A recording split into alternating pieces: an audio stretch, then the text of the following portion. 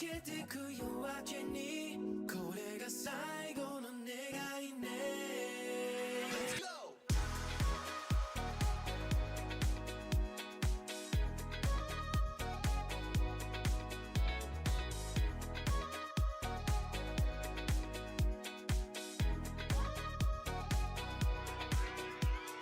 レオンの絡む肌踊る影揺れるステップ流されるままにはにかむ横顔に遠くで響く鼓動探すほど見失い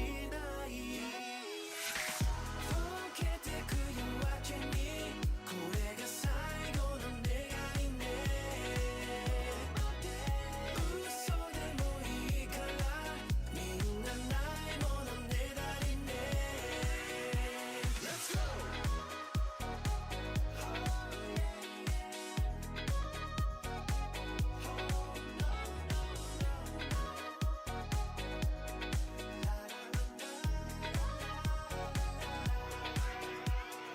寂しげな言葉をつぶやく唇を音色と混ぜ合わせて消えてく人の波預ける指先に儚く揺れる光溶けてく夜明けにこれが最後の願いね嘘でもいいからみんなないものねだりね失われた声街に飲まれて霞んでいく笑顔遠くになる瞳曖昧な距離さえ甘くてほんの少しでもこの夜に酔わせて溶けてく夜明けにこれが最後の願いね嘘でもいいからみんなないものねだりね溶けてく夜明けにこれが最後の願いね嘘でもいいからみ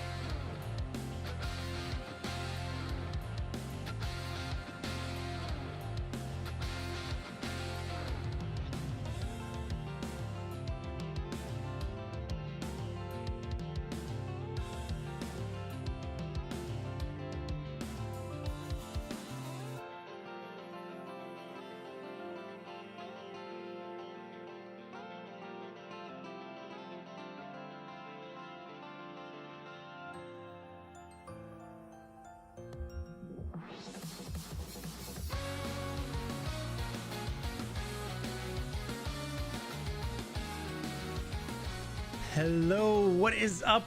Can you guys hear me and see me okay? Hopefully we're all good here. And as per usual, the chat is frozen, so we will refresh that. And we're back in there. All right. What is up, guys? We're here at stream number 10. We made it to the big 10 double digits. So of course we got a little star out here just as a little celebration. And YouTube also told me today that it's been exactly 5 years since I started my channel. So that's a little coincidence as well. So on the same day as stream number 10, we also have 5 years on YouTube. So a little double celebration there. But yeah, since I've been busy editing my current video, I actually did not come up with any special celebration plan. But I do think we should be doing some new variety streams in the future. Hopefully one of the viewers said maybe we could do like some JLPT questions together, like a little challenge or whatever. And I don't know, maybe we could watch something together. But for now, we're going to be sticking to our original game plan of 2 hours of Q&A. First hour, any Japanese language related questions you guys have. And then the second hour, any life in Japan related questions you guys have. And I also am a little bit congested right now. So I don't know if you guys can, if I sound really like nasally or just congested in general, please forgive me. I might be clearing my throat a lot and drinking lots of water, but we're gonna get through it anyways because I love talking to you guys. So without further ado, let me put the Q&A in the chat. So your Japanese questions here. I believe that's the correct link. Boop, boop. And then we will pin that. And we will also put the QR code on the screen. So you can either use the link in the chat that's been pinned, or you can use the QR code on your screen, scan it, send me a question. We're starting with Japanese language related questions. So any of those questions you got, send them off. And in the meantime, we will chill in chat while you guys are writing those down. Konnichiwa, rasuru. This is 2 by 1. I will study English and Japanese at the same time. Yeah, that's how it tends to be. I see a lot of people commenting on my videos, like people whose native language is not Japanese, of course, but also not English. So they're watching like my videos explain Japanese in English. So it's a little bit of like a double study sesh. So it sounds like that's what your situation is. So you're just being efficient. Well, that's epic. Good for you. Trilingual is definitely a flex to be had. Was extremely locked in during the 3 months we didn't have internet. Wow. You didn't have internet for 3 months? What happened? You like, did you move? And the internet company just refused to come on a timely manner? That is ridiculous, but props to you for staying locked in for all that time. Hopefully you're keeping up your Japanese studies. And here, you can hear and see me okay. That's perfect. Very boring name. Very boring name. Thanks for the confirmation. Or else I've just been talking for the past 3 minutes to myself. Yeah, chat's frozen because you're that cool. I don't know why it happens. Every time we just start the stream, probably just because the messages come in pretty quickly in the beginning and then it just overwhelms it. You guys are just too cool for that. And gold star for me. Thank you, sir. Thank you. And konbanwa, Ethan. Itsu datte saikō. Saikō desu ne. Kouyuu jikan ga. Saikyō yo. The most powerful. I forgot my question. You can put it in still. All right, war. You can guess based off of that. Okay, maybe I would have to guess that you're either in Ukraine or Russia. If I had to take a wild guess, my condolences to your situation. That is very tough. No internet for 3 months, and I'm sure that's not necessarily the worst of your problems either. So, I mean, thanks for coming around. Glad you can make it out. It looks like you have internet now, at least, which is great. But hope you and your family are doing all right. Let me just refresh the inbox here.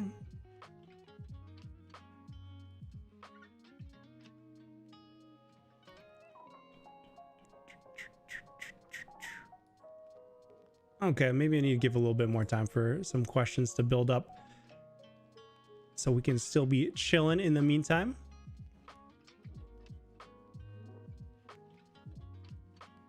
Here, let me just double check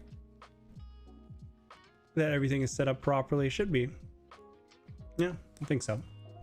So who am I rooting for the FIFA Cup? I actually am rooting for 3 different countries for the World Cup. So obviously got my home country, Canada. Got to root for them, even though they're, you know, not historically the best soccer team in the world. But we're hosting it, so we got like a great seed and we made it out of the group stages, which is amazing. I think we won our first like ever game in a World Cup, and we also scored our first ever goal in a World Cup. So like, hey, let's go. We're making history here. Don't know if we're gonna make it past the round of like 32, but still got to root for them. At least we have South Africa, which is not like a giant, but they're probably still better than us. And then of course we got to root for Japan, you know, because we're living here. Basically like a second home to me, so we're rooting for Team Japan. They had to face Brazil though, round 1 of the round of 32. Like that is tough. They just got edged out by the Netherlands, so unfortunate situation. But you know, they have, I think they beat Brazil either earlier this year or last year, and they've been on kind of a tear with like actually like taking down a lot of big countries. So there's a chance Japan could take down Brazil at the World Cup. That would be insanity though. Absolutely insane. And then country number 3 is England. You know, I also have like dual citizenship, and one of them is England because my mother was born in the UK, and my sister and their family live there as well. So got to be rooting for England as well. So I got 3 teams at least that I can root for. So hopefully they don't all get knocked out round 1. But England is pretty strong, and Japan is too, of course. So they'll probably be all right. You know, probably be okay. And Neo, what is up? The GOAT himself. Ohayo Tokuyuu-san. Ohayo gozaimasu, Neo. 20 gifted memberships right off the bat. The GOAT himself, spreading his wealth from his tournament winnings of Yu-Gi-Oh, Pokemon, and potentially other. Thank you so much for the just absolutely most consistent support ever. You are insane out here. You and Rohit are just like the GOATs of supporting the chat and these streams out here. Thank you so much, Neo. Hopefully you had another good winning recently. I would not be surprised.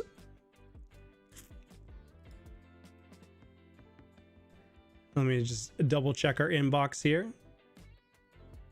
Guess in the Middle East.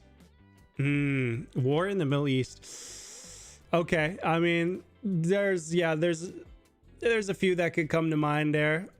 Yeah, maybe potentially one with the United States. That would be also very tough. But yeah, whichever country it is and whichever situation, hope you and your family are doing all right. And I'm glad you have at least internet right now.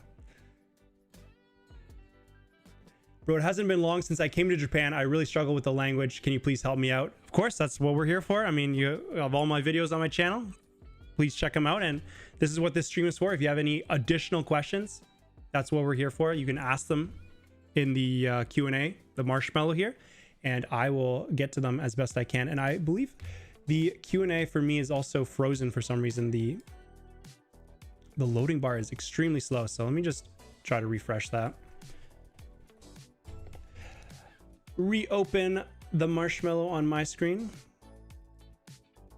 Okay, now the questions are showing. Let's go.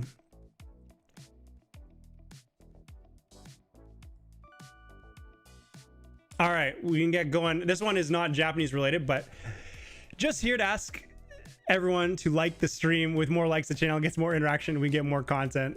Well, thank you, whoever sent this and wants to support the channel. Appreciate it. I mean, yeah, if you enjoy the stream, definitely drop it a like, and you know, whatever videos you enjoy as well, drop those likes as well.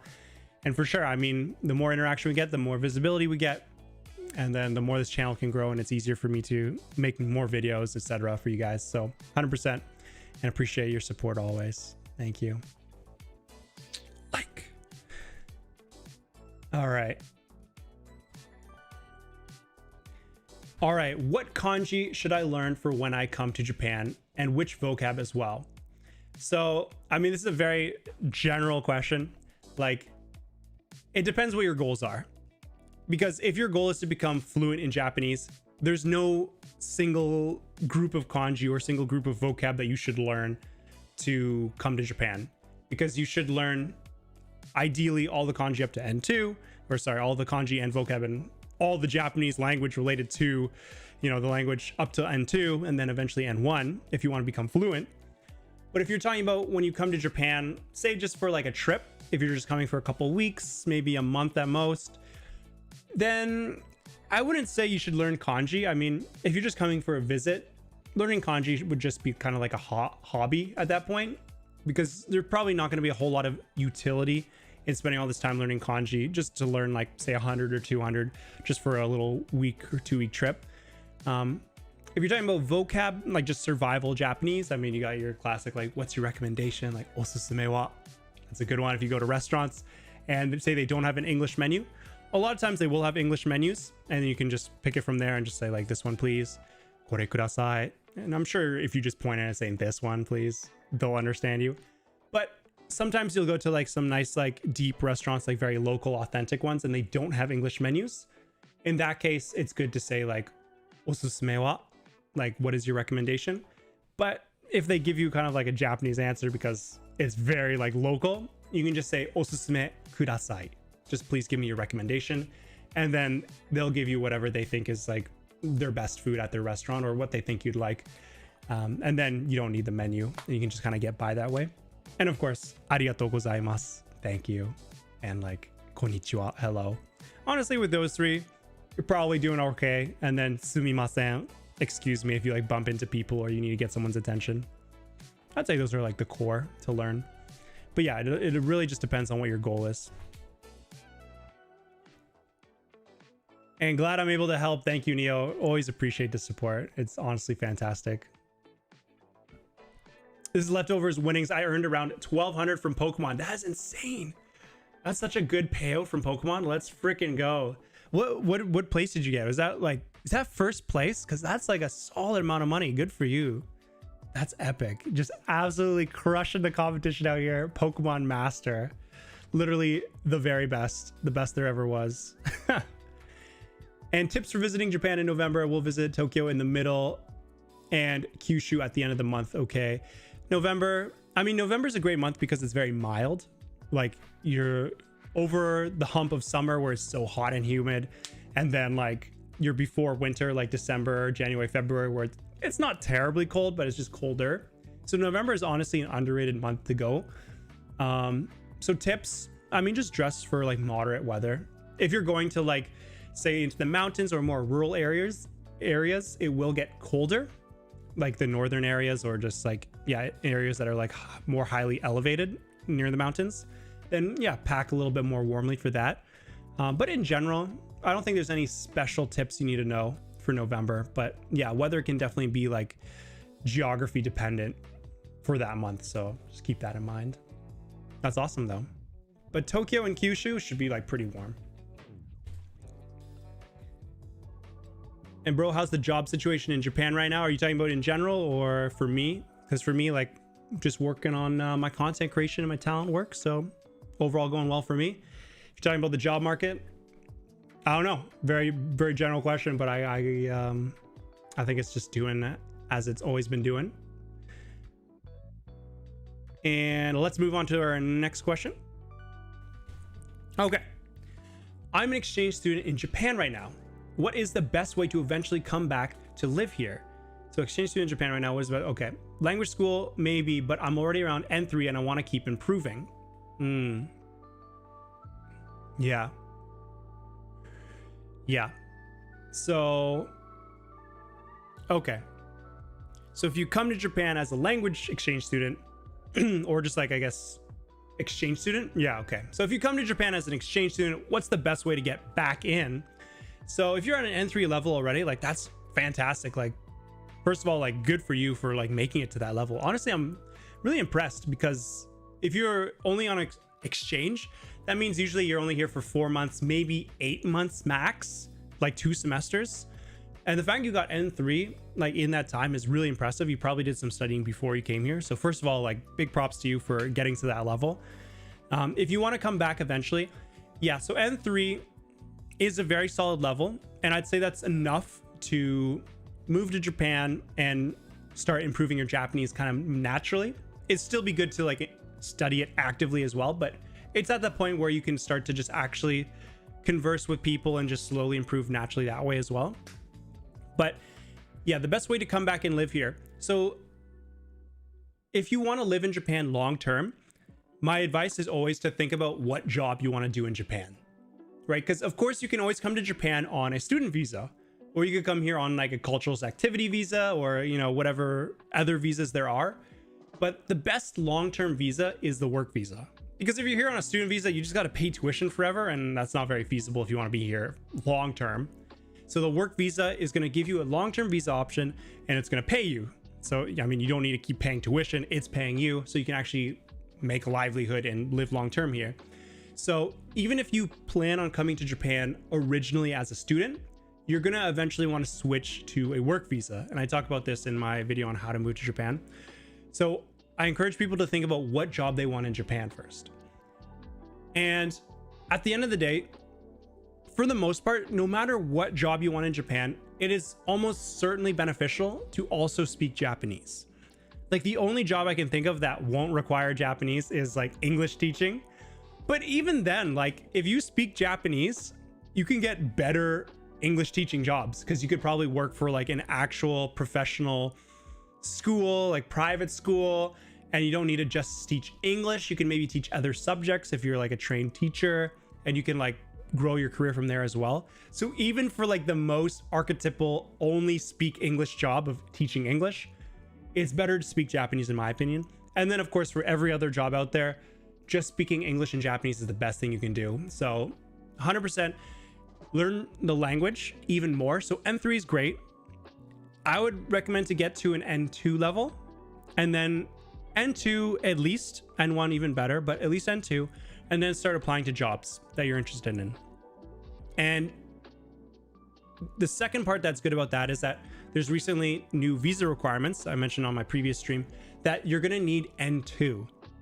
You will need to have N2 certification if you're going to work a job in Japan that requires Japanese. And to be fair, most jobs in Japan are going to require Japanese. So it's beneficial to have N2. So if you want to come to Japan, first think about what job you want to do long term. And two, think about whether you want to just say self-study to N2 or higher, or sure, you can come as a student at a language school and get up to N2 level, but then you'll probably eventually transfer to a work visa. And I mean, you also got to think about like you have to give time to job hunting and etc. and like taking the test in the first place for N2. So if you come as a student on a student visa and then you want to get N2 and then find a job, just be aware that you're going to need like lots of time to, because first of all, the JLPT is only hosted twice a year in like July and December.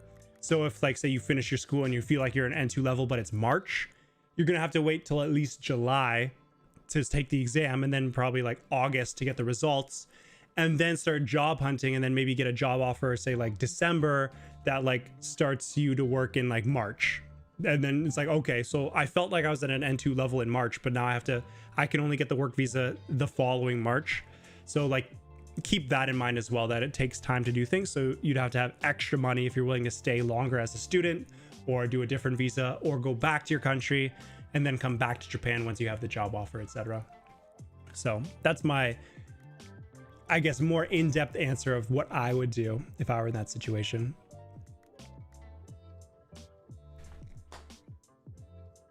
And hi guys, what is up, Koshi? Nice to see you out here. Started my journey from 0 to N3 by December last week. Wish me luck. Wishing you the best of luck. A very ambitious goal that is doable. N3 in about like 6 to 7 months. Doable, but you will have to be putting in that grind. So I'm sure you know it, which is why you put out the cry emote. So wishing you the best of luck. And you got this.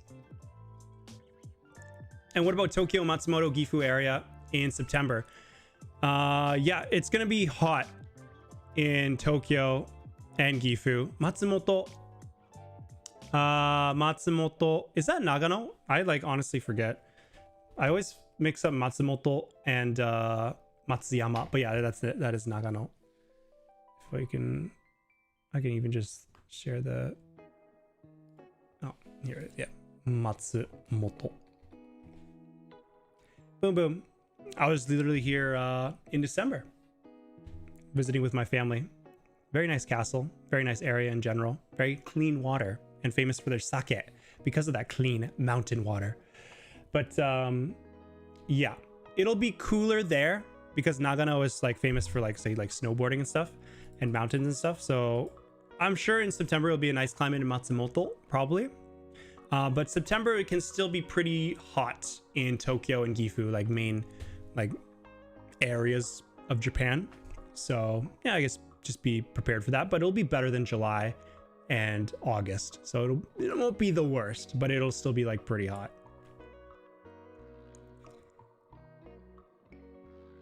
Yeah, hell a lot of fun. Watch Spy Family during that time. Very fitting, eh?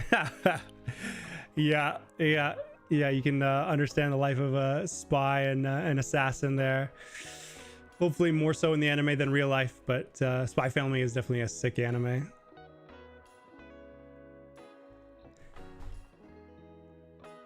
Yeah. And sorry.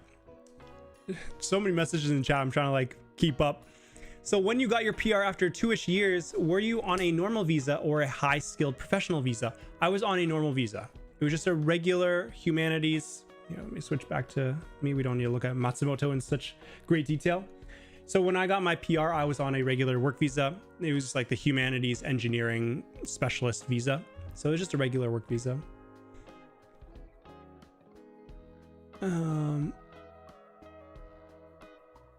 Yeah. Okay. Let me refresh my inbox.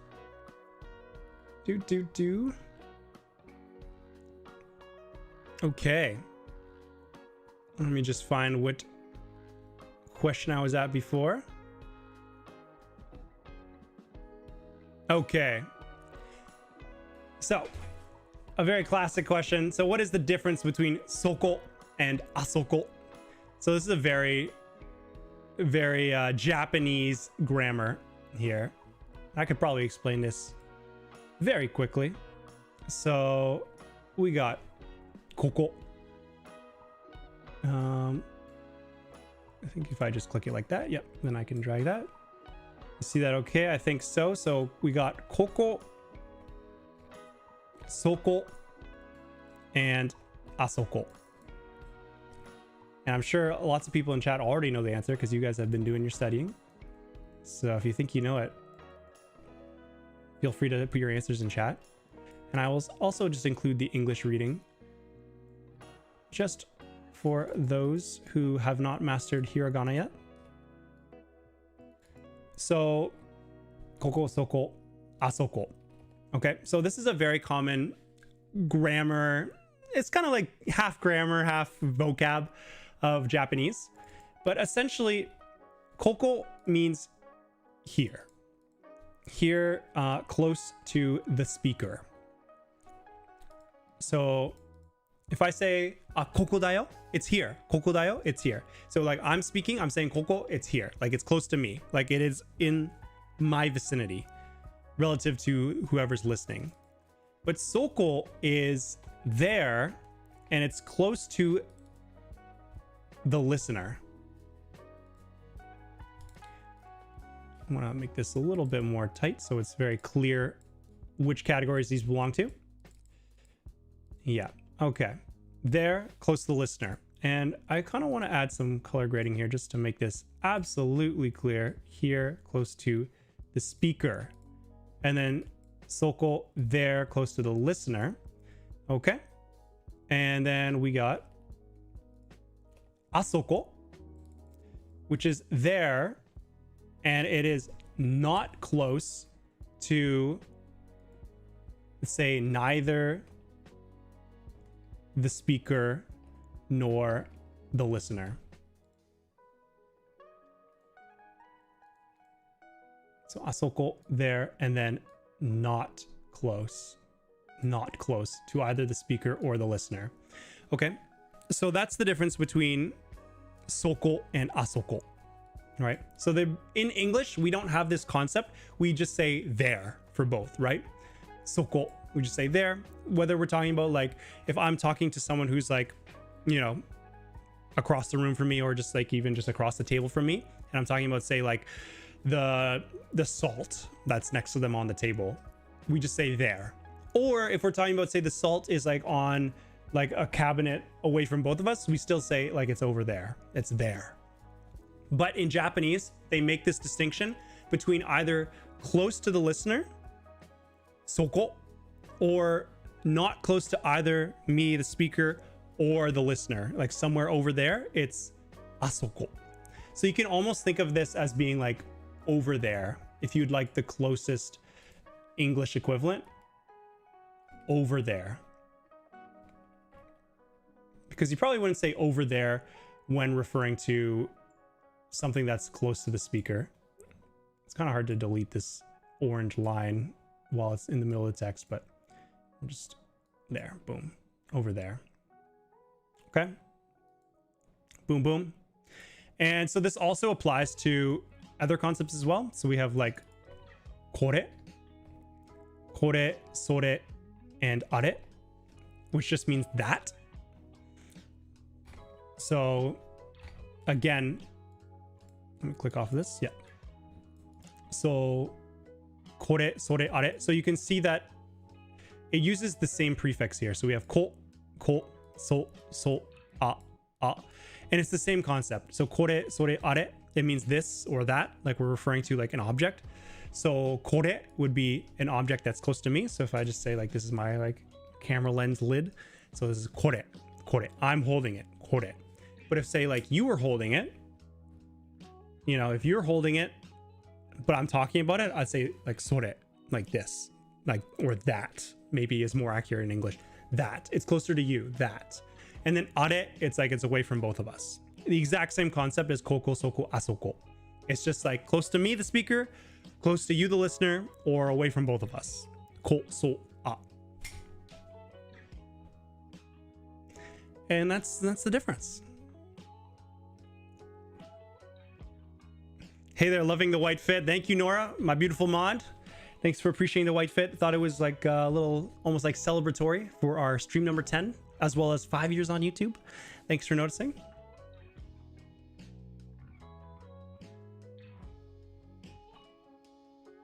Answer how to learn hiragana and katakana for beginners. Check out my video on how to learn Japanese for nothing. Boop, boop. Right there, I give my tips on how to learn from nothing, including hiragana and katakana. And Japanese Pod 101 videos are great for that.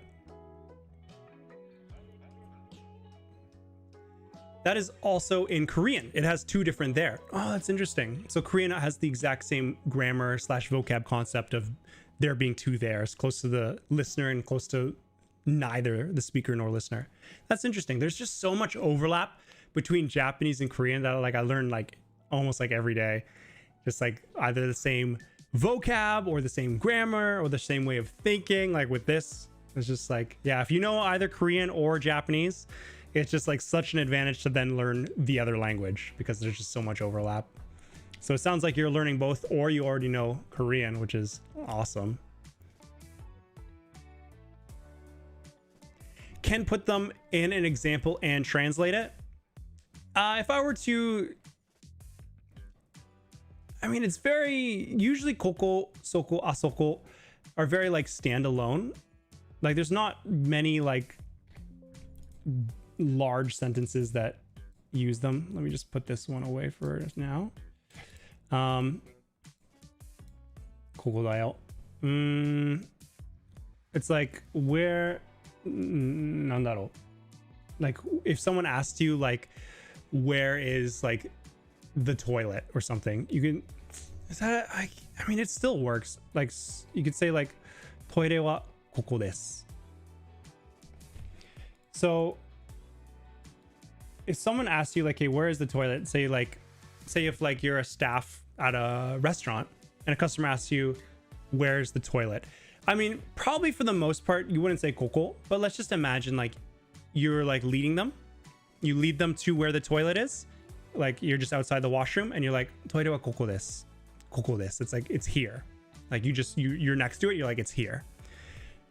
Whereas say like you don't walk with them over to the washroom, you would say, toire wa asoko desu. Asoko.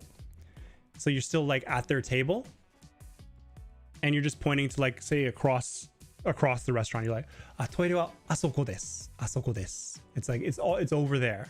That's what the difference would be.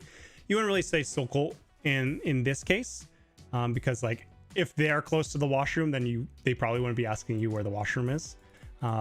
soko, soko. Soko. If they just say like, if they say where's the remote, it's like nimokon wa soko desu.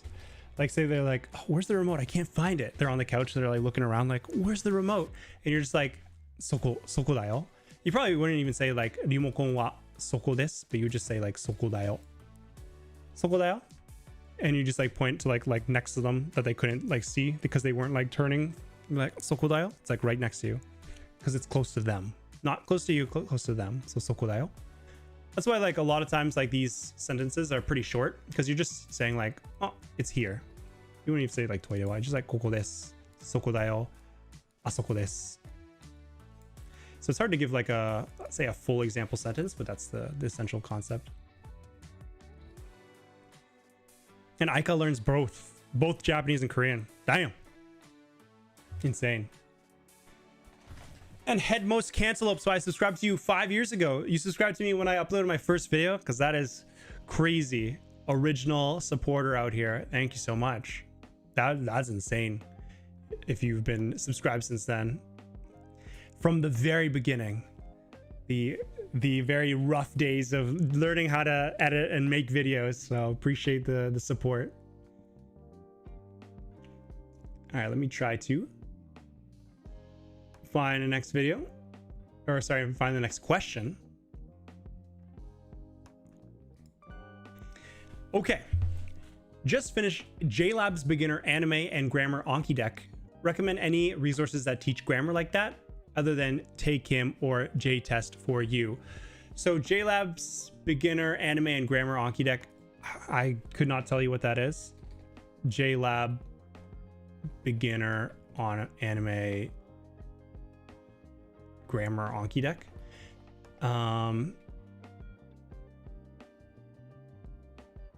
mean, I couldn't tell you. Like, if you could give me more detail, maybe just like looking at this little preview, it looks like you learn. Oh wait, Japanese course based on Take Him's grammar guide and anime. So you're learning like grammar from like anime examples. Is that what it is? So card front, so suteki na yume. So it's just like a wonderful dream, and maybe you're learning like how to use not adjectives, and it's just like the example sentences from anime. Am I assuming that correctly? So if you finish that, I mean, good for you. I mean, maybe you finished all of, I don't know like how much is in here, if they have like all of Take Him's guide, but they have 2,100 notes, so that's like quite a bit. Yeah, it's pretty good for keeping you interested. Yeah, that's awesome. I mean, like, everyone likes anime, right? So, and it's also nice to have like example sentences that are actually being used when you're learning new grammar or vocab. So it's great that they have like this all compiled for you, like example sentences from anime using these grammars. I mean, if you finished it, like, I'm assuming, because Take Him's guide takes you to around an N3 level with grammar. Like, it's pretty much all the fundamentals you need to know about Japanese grammar. It's maybe like halfway to N3, something like that. Because from like the other half of N3 and then N2 and N1, etc., like the grammar gets like a lot more like specific. Like, it's grammar that you don't really use all that often a lot of times, but it's grammar that you should know because it is used occasionally. But it's not like you're changing your whole understanding of Japanese. Like, I would say the grammar that's in Take Him's guide, N5, N4, and then halfway of N3, like, that is the hardest grammar to learn. That's the hardest grammar to learn, because you're basically like rearranging your brain to think in Japanese. Like, sentences are backwards. This is how you make the te form. This is how you do conditional. This is how you like say must or have to, and it's a double negative. Oh my god, like, gotta get used to that. Like, that is the hardest part. But once you get through that basic grammar, which it sounds like you have, like, the rest of the grammar, it just builds on that. Like, it's just like basically combining all the grammar you've already learned and making like slightly more nuanced grammar. Like, you already essentially know the words in that grammar. You just have to like, oh, okay, this is, people actually use it like this to refer to this. So I mean, I can't give you a specific resource that uses anime to learn advanced level grammar. You just have to like look it up and see if there are any resources like that. But at the end of the day, maybe you're resistant to, say, do J-Test for You, which is one that I do recommend, J-Test for You, because they have all the grammar from like N5 to N1 just on this website. And you might be resistant because it's, say, not as fun as like watching like anime characters speak Japanese and speaking the grammar that you're trying to learn. But it will be easier from N3 onwards because you already have such a solid foundation. And like they have the example sentences here as well. Not spoken by anime characters, but they're still example sentences, which is great. So yeah, if you need any specific anime related resources, you're gonna have to look that up yourself. I'm sorry, I don't have any that I know of. But if you're willing to take the leap and learn from something that's a little bit, you know, less fun and sexy than anime, it will be easier than learning the first, you know, half of Japanese grammar, essentially. So that would be my input. And Nubis, hello, what is up? Nice to see you out here using the wave emoji that you asked for. Yeah, kanji study is very good for kanji. 100% recommend. Kanji dojo I haven't heard of, but yeah, might be worth checking out, see what works for you. And what do I think about doing an MBA in Japan and the scope of it? I have no idea. I mean, I have not done an MBA in Japan. I haven't really talked extensively to people who have done it, but I do know there are English MBA programs in Japan. If you're interested in doing something like that, if you want to study in Japan and you want to do an MBA, and your Japanese is not at the level that you could do an MBA at a regular university in Japan, there are English MBA programs in Japan, surprisingly. And the extra bonus about getting an MBA in Japan as well is that if you want to live in Japan long term and get permanent residence, an MBA gives you so many PR points. Like I think you get 25 points just for having an MBA alone. And then if it's from a reputable university, you'll get an extra 10 points. So you get 35 PR points just from your degree alone, which is just like absurdity. And then like depending on how old you are and like your salary afterwards when you find a job and like your Japanese language ability, you will probably have a lot of points and probably enough to get PR on the fast track, at least in 3 years. So that's a little bonus of getting an MBA. But about the program itself and the scope of it, could not tell you. Not an expert. But they should have videos on that on their website, and maybe there's other people who have like Reddit posts on their experience. And Take One Studios, thank you for the 5 gifted memberships. I appreciate your support all the time out here. Sending a membership before you even send a message in chat, just like the silent beneficiary. I appreciate it. Thank you so much. And congratulations to everyone who just got blessed up by Take One Studios, the homie.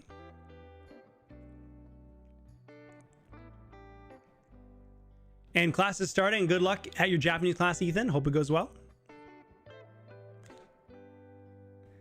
And it's not all of it. The last thing I remember is teaching compound verbs. So I'd say it's up to N4. That's fair. I mean, compound verbs is like a pretty like important thing. Important grammar concept of Japanese. And even up to just N4, maybe not even like halfway through N3. Yeah, I mean, you've learned the hardest part of Japanese grammar still. And like the rest will be a lot easier at that point. Yeah, if I had to just say like, yeah, go with JJS for you. Maybe like whatever Take Him's guide that you haven't been over. I know you specifically said anything other than those ones. But yeah, I'm just not sure if there are any that will have anime. But I do know there is like learn Japanese from video games. There's a channel that does it. I think, yeah, this guy right here called Game Gengo. He might have a video about, say, N3. So Japanese. Let's even just try putting this in YouTube directly. I know he does basically what you're talking about, where they're using anime examples to learn Japanese, but he does it for video games. So Japanese, say N3 grammar, video games. Yeah, right here. So there is a video. So the complete JLPT N3 grammar video game textbook. So maybe that's something you could check out too. If you really like that kind of concept of having things taught to you in the context of something more fun like anime or video games, then yeah, maybe check this one out. 6 hours and 40 minutes long. So you got your work cut out for you. But of course, you're not going to watch this all in one sitting probably. You know, you just do it like chunk by chunk. And yeah, hopefully it's a more engaging way to do it. And it looks like there's even this playlist as well, JLPT and 3 Grammar by the same Game Gengo guy. So maybe this will help break it down as well if you want to do it like video by video.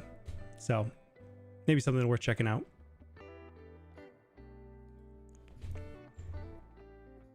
Nakunai? Yeah, the classic, the double negative.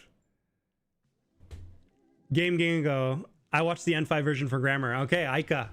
Seems like Aika is a fan of Game Gengo, so could be worth checking out.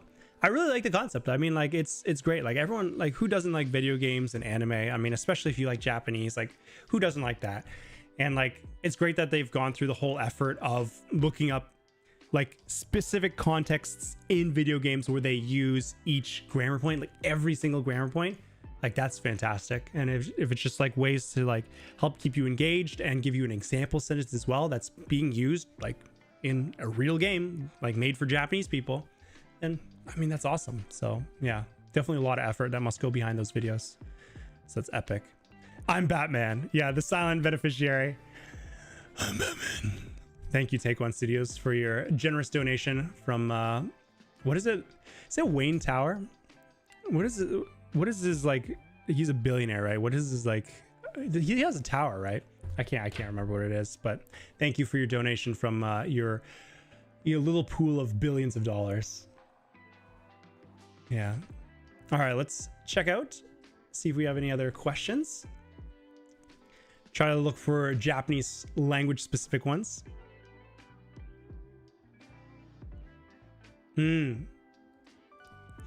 Hi Tokuyuu, I'm curious how others address you in Japan. How do you translate your name, and does it sound a little weird because it's foreign? Yeah, so I mean Tokuyuu, it's Tokuyuu is technically like my middle name. So depending on my mood, I'll either tell them my first name or my middle name. Like just like it really depends on my mood. But Tokuyuu, how do you translate your name? It's pretty straightforward. Like it's just like how I write it on my channel. Just like I'll just put it in chat there. Tokuyuu. I could even put it on the whiteboard here if you want to see it just a little bit bigger. I can also write the kanji down as well. But Tokuyuu, this is how I like to stylize it. Tokuyuu. But there are actually kanji associated with this name. If you've been around long enough, you might know. And then Yuki no Yu. So this is my middle name, Tokuyuu. Chinese origin, but you'll notice that Japanese use these kanji as well. So it's a Chinese middle name, but when you read it in Japanese, so if you know this first kanji, so say Tokui. So this word, so if we're looking at the first kanji here, so Tokui. This one means Tokui. It's read as Tokui, and it means like something you're good at. Tokui. So if you say like I'm really good at soccer, Sakka ga tokui desu. Like I'm good at soccer, Tokui desu. Like that's my specialty essentially, Tokui. Like it's that kind of meaning. It can also mean to like receive. Like there's also eru. You might know the word morau. If you studied Japanese for a little while, morau is a common word to say to receive. But eru is another way to say it, and it's this first kanji here. But if you read it, say like in a compound, like it is here, then it's toku. So it's toku. And then you might have heard this one as well. It's a fairly common word, yuki. And this one means courage or bravery, yuki. So my middle name, let's put it in red here. So Tokui no toku. So the toku from Tokui and the yu from Yuki, and that's Tokuyuu. So I mean it's a foreign name. So if I say like Tokuyuu desu, then they'll just be like, oh, that's like a funny name, because it's obviously not Japanese. But it's not too hard to pronounce either for Japanese people. It's like Tokuyuu. So they'll either just call me Tokuyuu, or I also just tell them just to call me. This is my little fun nickname as well. Toku. Toku. You know, in Japanese, they often add like kun to like the names of guys and chang to the names of girls. Typically, you can switch it a little bit, and sometimes they say chang for guys as well. But yeah, so you take Tokuyuu and you just make it Tokun, Tokun with the small tsu. So Tokun. So some of my friends also call me Tokun. It's just like a cute little nickname.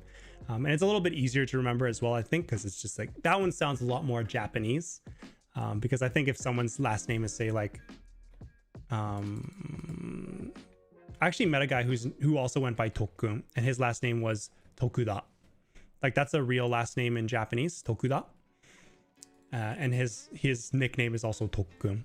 Yeah, so I'll say Tokuyuu, and if they're like really struggling with it, which probably for the most part they won't be, but I can also just be like, yeah, Tokun demo iyo. You can also call me Tokun. Boom. Anyway, wait, Tokuyuu is actually your middle name? I thought it was just your channel name. Yeah, it's both. It is both my channel name / handle and my middle name. So it has actually got like a little bit of meaning behind it.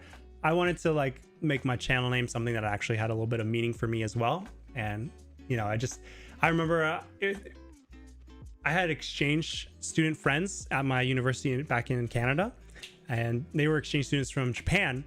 And you know, I told them I had a Chinese middle name, and they're like, "Oh, what are the characters?" And I like told them the characters, and they're like, "Oh, in Japanese it would be Tokuyuu, Tokuyuu." And I was like, ever since then, I was like, "Oh, that's really cool." I kind of have like my own little like semi-authentic Japanese name. It's like based on my name, so I was like, "Oh, that's really cool." So then like ever since then, like I like the idea of having that semi-authentic Japanese name. And then when I started my channel, I was just like, "Oh, let's make that my channel name, Tokuyuu."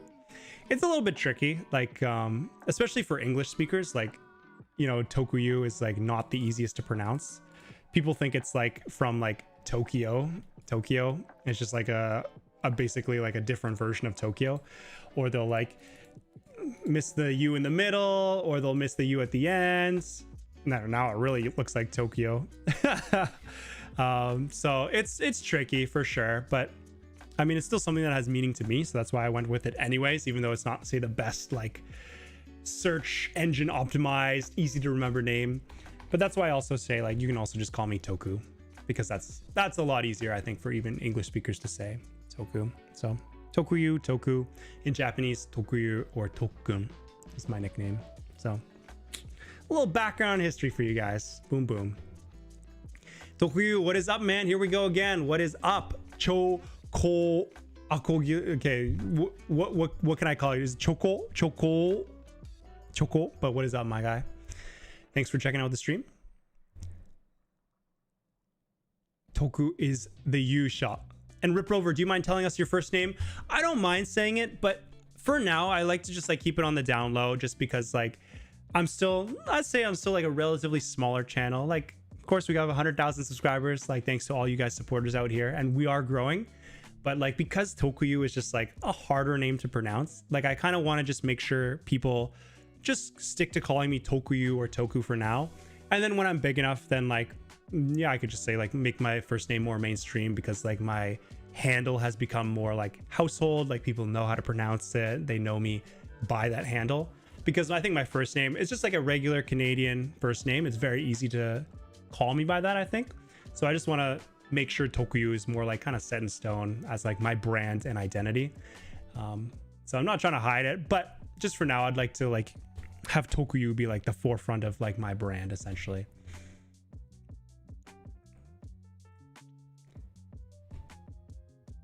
And it's kind of funny how names translate like that. Like my real name is Tobias and it translates to Tobias. But a friend of mine, Felix, translates to Felix. Tobias. That's funny that Tobias translates to Tobias, and not like Tobias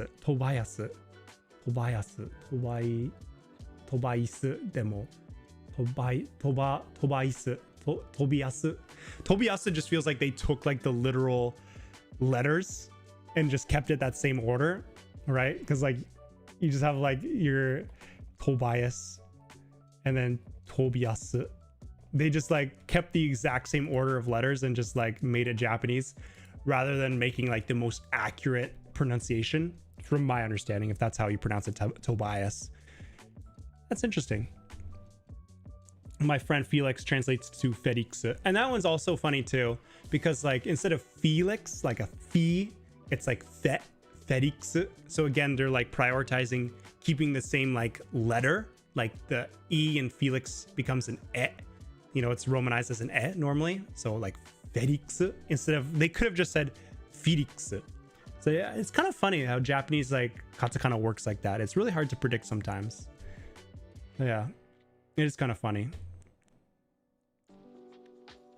Tobias and Felix are German names, so the katakana pronunciation is German. Ah, okay. Naruhodo. That makes sense. So that's why I was just assuming it was pronounced like Tobias, like how I pronounce it in Canada. But yeah, if there's a more like German pronunciation that's closer to Tobias, then that kind of makes sense. I didn't know those are they originally German names, or is it just because you specifically are German? But yeah, that's interesting. Haha, bro, just call me Gills. Is it Gills or is it French and it's like Guy? No one can pronounce my first name. Even my family can't sometimes. That's crazy. Your own family who gave you your first name. That's absurd. But yeah, please let me know how to pronounce your last name in that case. I don't want to keep calling you incorrectly. Either Gillis, Gills, Guy, maybe. Let me know. But yeah, let me move on to the next question. We still got 9 minutes of our Japanese language questions. So thoughts on Japan not allowing foreigners to come to Japan to take the JLPT, if I'm not wrong. Is that true? That would be very surprising. Can foreigners not take the JLPT exam in Japan? Because who else would take it in Japan? Like Japanese people? No one. Japanese people would not take the JLPT. But damn, you're right. Short-term visitors and tourists are barred from taking the JLPT in Japan. Exam administrators require all domestic applicants to hold a mid to long-term resident status and provide a valid residence card number with its expiration date upon registration. Wow. Wow. Thanks for letting me know. That's crazy. What? They don't let tourists and visitors take the JLPT exam in Japan? Why not? Why not? Like, were their exam halls just flooded with tourists? Like, there can't be that many foreigners living in Japan who are taking the JLPT like every year, like twice a year, because like there's so many exam centers in Japan. Like, how many JLPT exam centers in Japan? There are dozens of test centers spread across all 47 prefectures, like dozens across all prefectures. I wish there was like a map or like a specific number, but like if they're in all 47 prefectures, like there's at least 47 test sites, right? And there's probably more than one in like the major ones like Tokyo and Osaka. So like, and they run it twice a year, right? Like July and December. So they have like over like 50 test sites doing it twice a year, and like they don't have enough capacity for like tourists and foreigners to like take the JLPT, because like regular tourists aren't going to take the JLPT, right? Like there's no point. You're just here to like visit. So it would be people who are like genuinely interested in like learning Japanese and just happen to be visiting Japan at the same time. So it's kind of funny how they would bar those people from taking the test. It was very funny.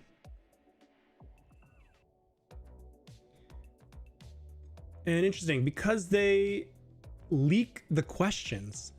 But like, what to who? Because like I imagine, because the JLPT is hosted the same date every year, right? Like the first Sunday in July and the first Sunday in December. So if it's like the first July in say Japan at a test site, the first Sunday in July, say it's July 5th. It's July 5th this year. So if it's July 5th in Japan, JLPT, it's going to be July 5th in like freaking Austria or Germany or wherever other country. Like, I don't see how you could like leak the questions because you're taking it on the same day. Like maybe time zone difference. You could like give them like a 3-hour heads up, maybe. But like, if that's the problem, then couldn't you just go to another country in like a faster time zone? Like say the Philippines or like Korea or something. Like, I don't see how that's helping. they leak questions for people in other test sites just hours later. Really? So that is the reason they, for like those precious like 3 to maybe 8, 12 hours at most before the test, they just leak those questions. That's insane. But then like, couldn't they just do that by going to, let's say, Korea and doing like the test site in Korea? Like, does Korea also only let Korean citizens or Korean residents take the JLPT? Because I don't know if they would. That's so interesting. That's really interesting. So yeah, why the rule was made. Surge and overseas applicants were using Japanese addresses without permission. I mean, it's giving a different answer on Gemini, but like, I mean, I trust your guys' answer since you guys seem to be on the same page here. That's so funny. That's crazy. Like, really? It's like that big of an issue that they're leaking the questions? And then if that's the case, could they not just go to a different country? What about tourists in other countries like Korea?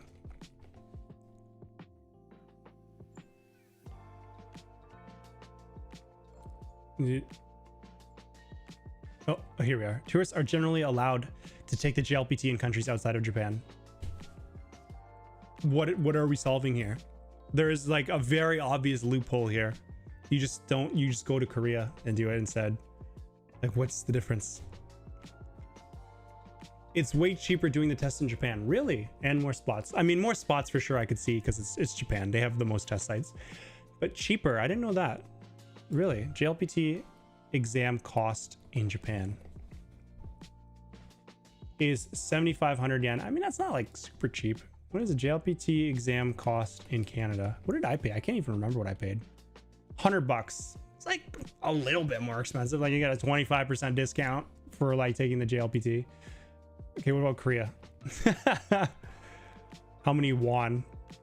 Oh God, what is the conversion? That seems really cheap though. Is that not like, isn't it like 1,000 to 1 roughly for like Korean won to like Canadian / US dollars? So it's like $40, maybe $50. Is that cheaper than Japan? JLPT is very expensive in the UK. Is it really? 100 pounds. Yeah, that hurts. That hurts. Damn. It's like the same numerical value as Canada, but it's pounds, so it's like twice as much. In Italy, it costs 70 euros. Yeah, that's more on par with, say, Canada, because the euro is roughly like 1.5 Canadian dollars, so it'd be roughly like 100 Canadian dollars. And yeah, that would be cheaper in Korea. Man, I don't know. Yeah, like what? Like, let's bar all tourists and foreigners taking the JLPT in Japan because they leak questions to people in earlier time zones, or I guess later time zones. But then they could just take it in Korea and do the exact same thing. And it's the Japan Foundation that like hosts these exams. So it's like a Japan organization. So if they want to make it illegal, you think they could do it for every country? I really don't understand. Yeah. Damn. Anubis, Nora call Anubis a baby for being 15. Crazy work. Very young though.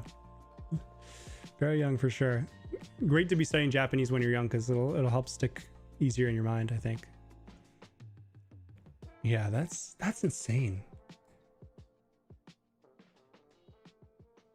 Yeah, I wonder if it says here exam is held, yeah, until, yeah, but yeah, can't. Linked to overseas applicants using Japanese addresses without permission or submitting invalid phone numbers. Using Japanese, but why would they do that? Because before it wasn't illegal to take the test as a foreigner or like a tourist.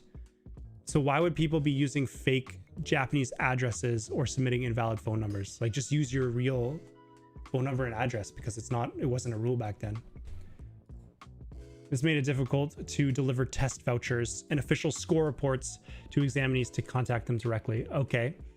So because people were using fake addresses and phone numbers, they couldn't properly deliver their results to them. But like, that's kind of just the person being stupid, because then they don't have like their certificate to prove their Japanese proficiency. Yeah.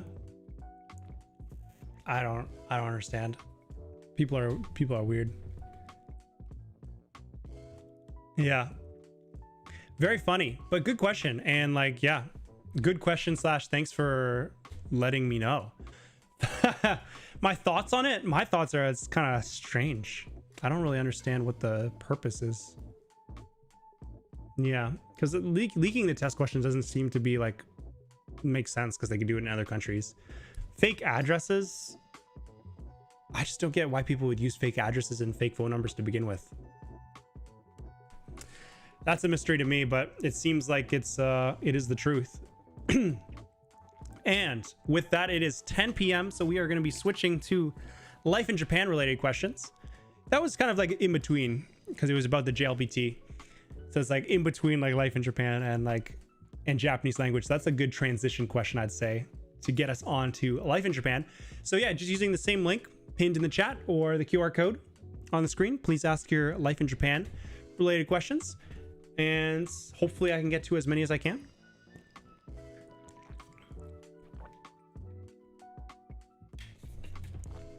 And I can try to see if there were any older ones. You know, I try to prioritize people who ask the questions during the right times. We could also just chill in the chat for a little bit. In Poland, price is close to UK, but we earn much less on average. Damn. Really, it's like $200 to take the JLPT. It's expensive for sure. Yeah, and Nora is soon 24. Happy early birthday. But it's still a while from now, isn't it? Like in August or something?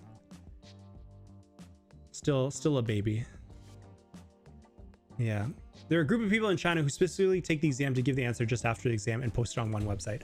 That's crazy. Yeah, that sucks. That really sucks. I mean, that just kind of ruins the test. I mean, like, you know, maybe it sounds great. Like, oh yes, like free exam questions, you know, that I can like cheat off of. But like, it's like, yeah, it just kind of defeats the purpose of the exam. And if like so many people are just like cheating by using like pre-known answers, then like, you know, the JLPT is just gonna like lose its value and its like credibility. So it's just like, yeah, it's not great. And it's really too bad that they do that.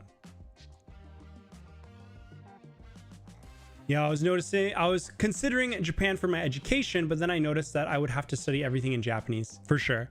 I mean, it's a big hurdle. You'd learn Japanese very quickly. It would be a rough time, but if your Japanese is good enough to like, you know, work hard to keep up, then you would get good very fast because you have to.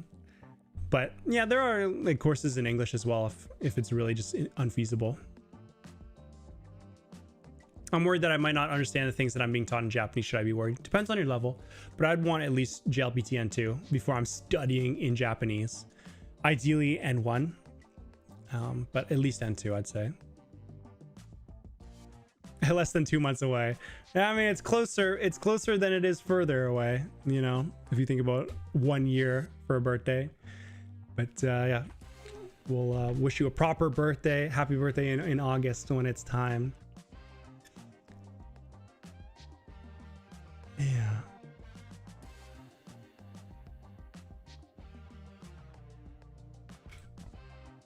Oh, I think I just might have crashed my Marshmallow. Let me just reopen that so we can get to your questions, because I did see that we had some new questions in the chat. Not in the chat, but in the Marshmallow. Boop, boop, boop, boop. This one. Okay. Let's get our life in Japan questions started. So what is one hidden requirement or hurdle for the PR application that caught you by surprise even after doing all your research? PR requirements. Yeah. So, I mean, when I got my permanent residence in Japan, I went through a paralegal, which like really helped because like it's expensive. First of all, it's about $1,000 Canadian, or like Jumayam, like 100,000 Japanese yen, to hire these paralegals to do the PR application for you. But the good thing about having these paralegals do it for you is that they've done it like thousands of times. Like they'll tell you before you do your application whether or not you're gonna pass. Like they know exactly. Like I asked the guy, I'm like, okay, like I have enough points to get PR, and like they're like, yeah, you have enough points. Like we've calculated for you as well. We've double checked. You do have enough points. I'm like, okay, great. So like, what are the odds that I like submit and I still get rejected even though I have enough points? And they basically told me like basically zero.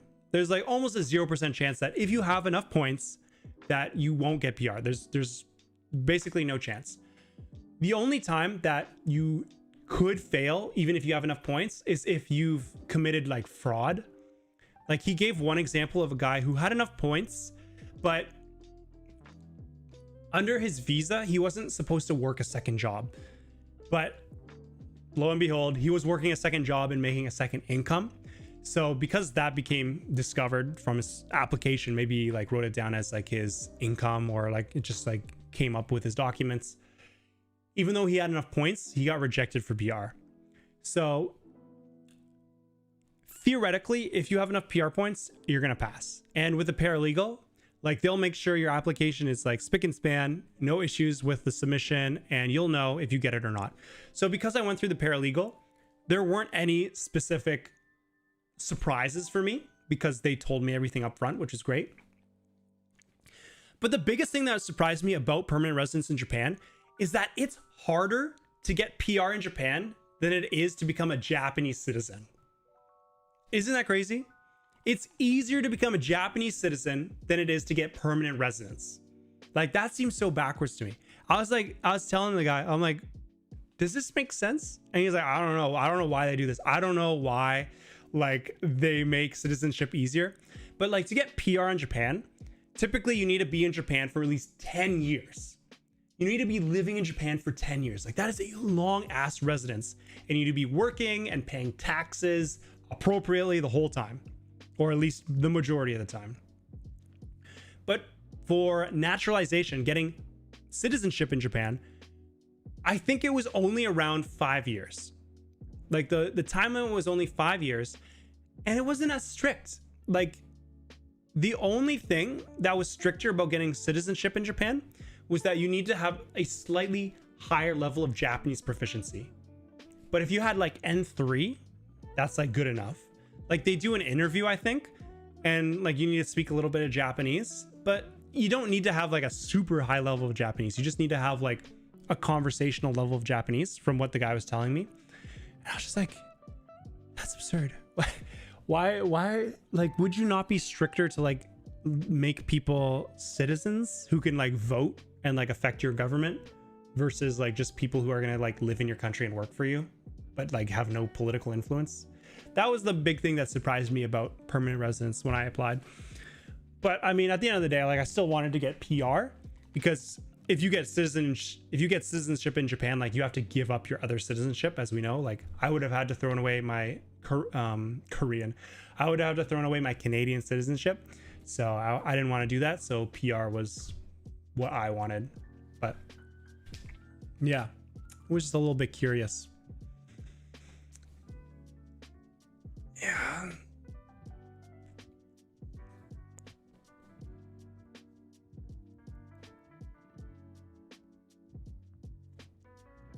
I'm moving to Japan this fall. Would that kind of immersion help my N3 goal? I work as a software engineer. I mean, congrats on you deciding to move to Japan. That's really exciting. And would the immersion help with my N3 goal?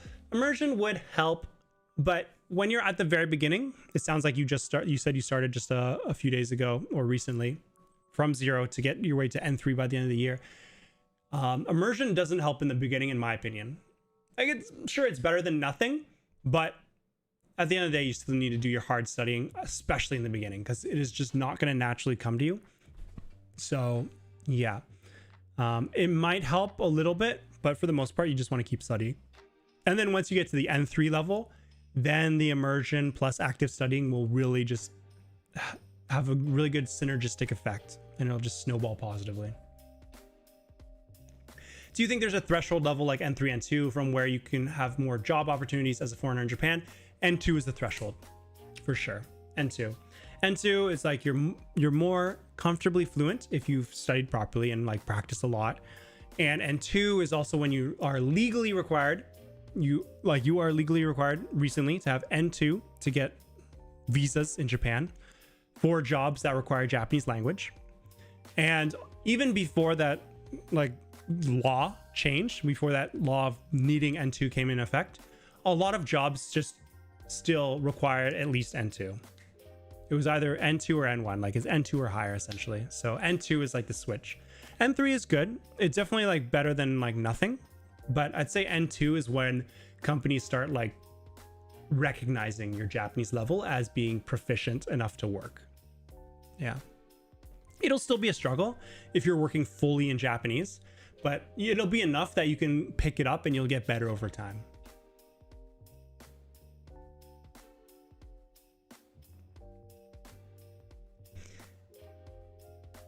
Yeah, and bro, what are you doing at the moment? Like, you quit your job to be a full-time YouTuber, but how are you surviving? Yep, so I mean, I quit my job if you watch my video, my 100k sub special. Quit my job last year once I got permanent residence. I waited a little bit because I wanted to finish like my contract, and I was enjoying the work I was doing.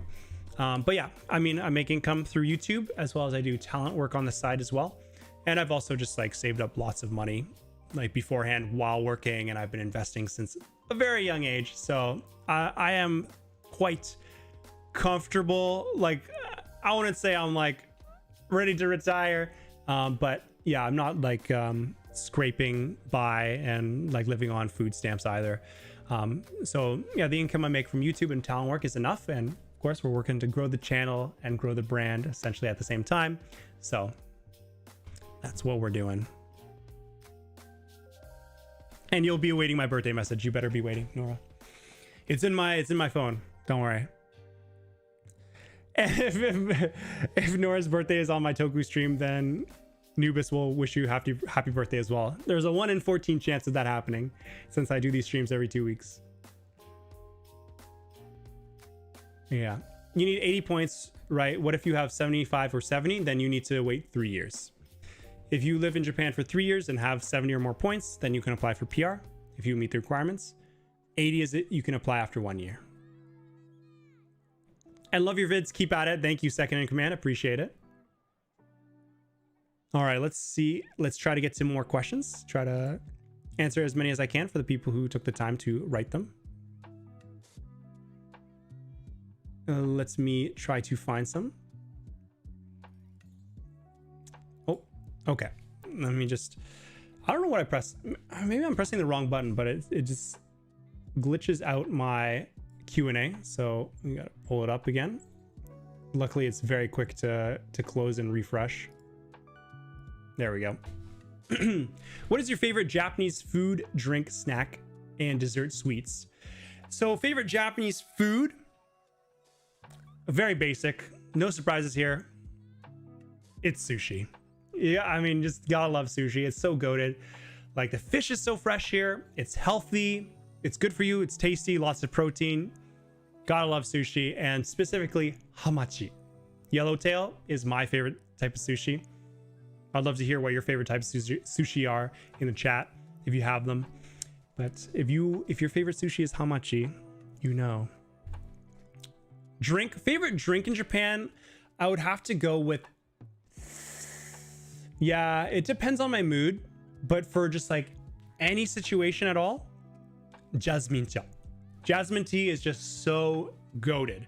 It is the best tea, hands down. No arguments. I will be taking no opposition in the chat. It is just the best tea there is. If you haven't had it, like, people always have the green tea, maybe the barley tea, oolong tea. Oolong tea is great as well, don't get me wrong. Jasmine tea is just the best, hands down. If you haven't drank it, like, please drink it immediately. It's just like so smooth, and it goes with any situation. Just best drink ever. Snack, I would have to go with, it's tough. I have to go with puritsu. I'd say that's my go-to. So it is spelt like pretz, and I used to call it puretsu all the time. It's like these, I mean, it sounds like pretzel, but it's really not a pretzel. It is a salty snack, but it's like these like baked sticks, baked like chip sticks that are like salty, and the salad flavor is the best. Tomato is also pretty good. Here, I've some better images here. Yeah, I mean, this is the salad flavor. Best snack by far, in my opinion. This one I could be open to other opinions as well. But this is just my go-to. Just like such a solid, easy to eat snack.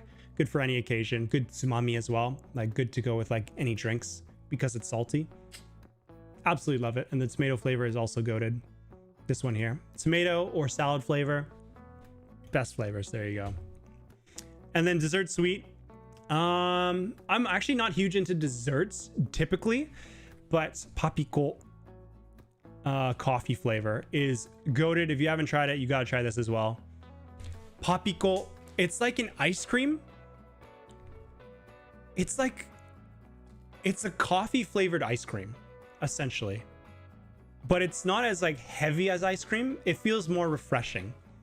And I think that it has like maybe like 100 calories per like papiko. So it's like, it's not even like super fatty, not super sweet.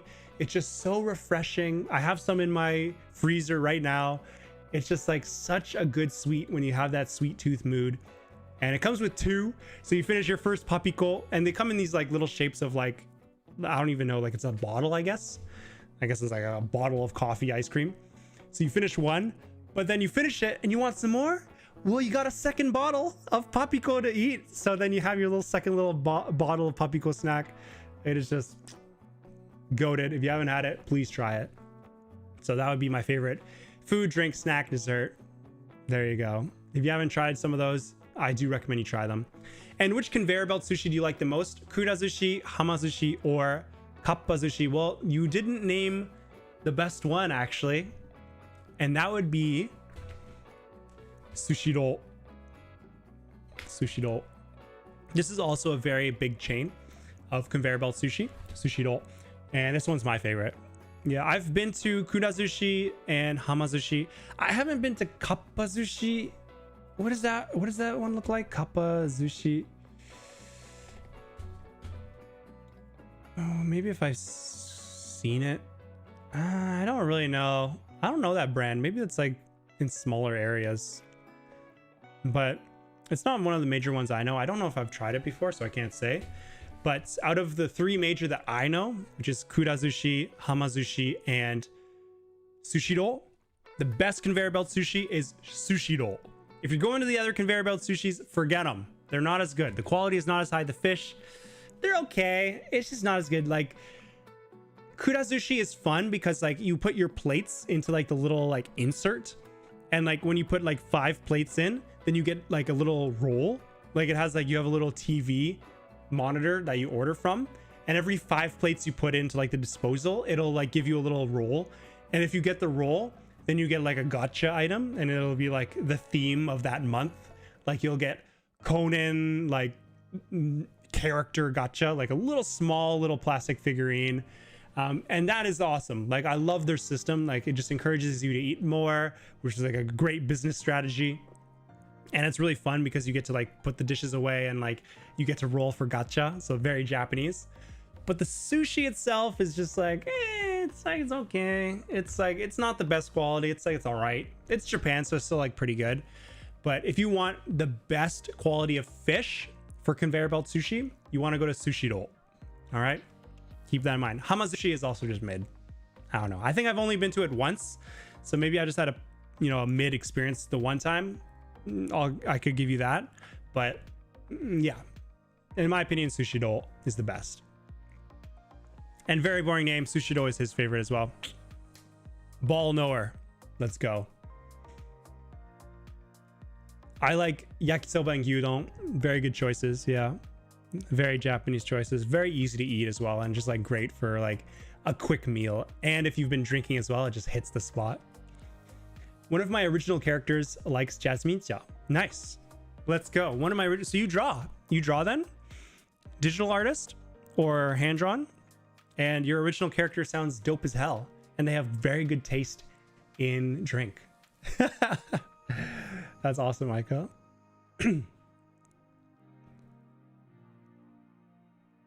And yeah, not that if you asked a grammar question, then yeah, I mean, we're talking about life in Japan questions right now. So yeah, try to ask again next stream.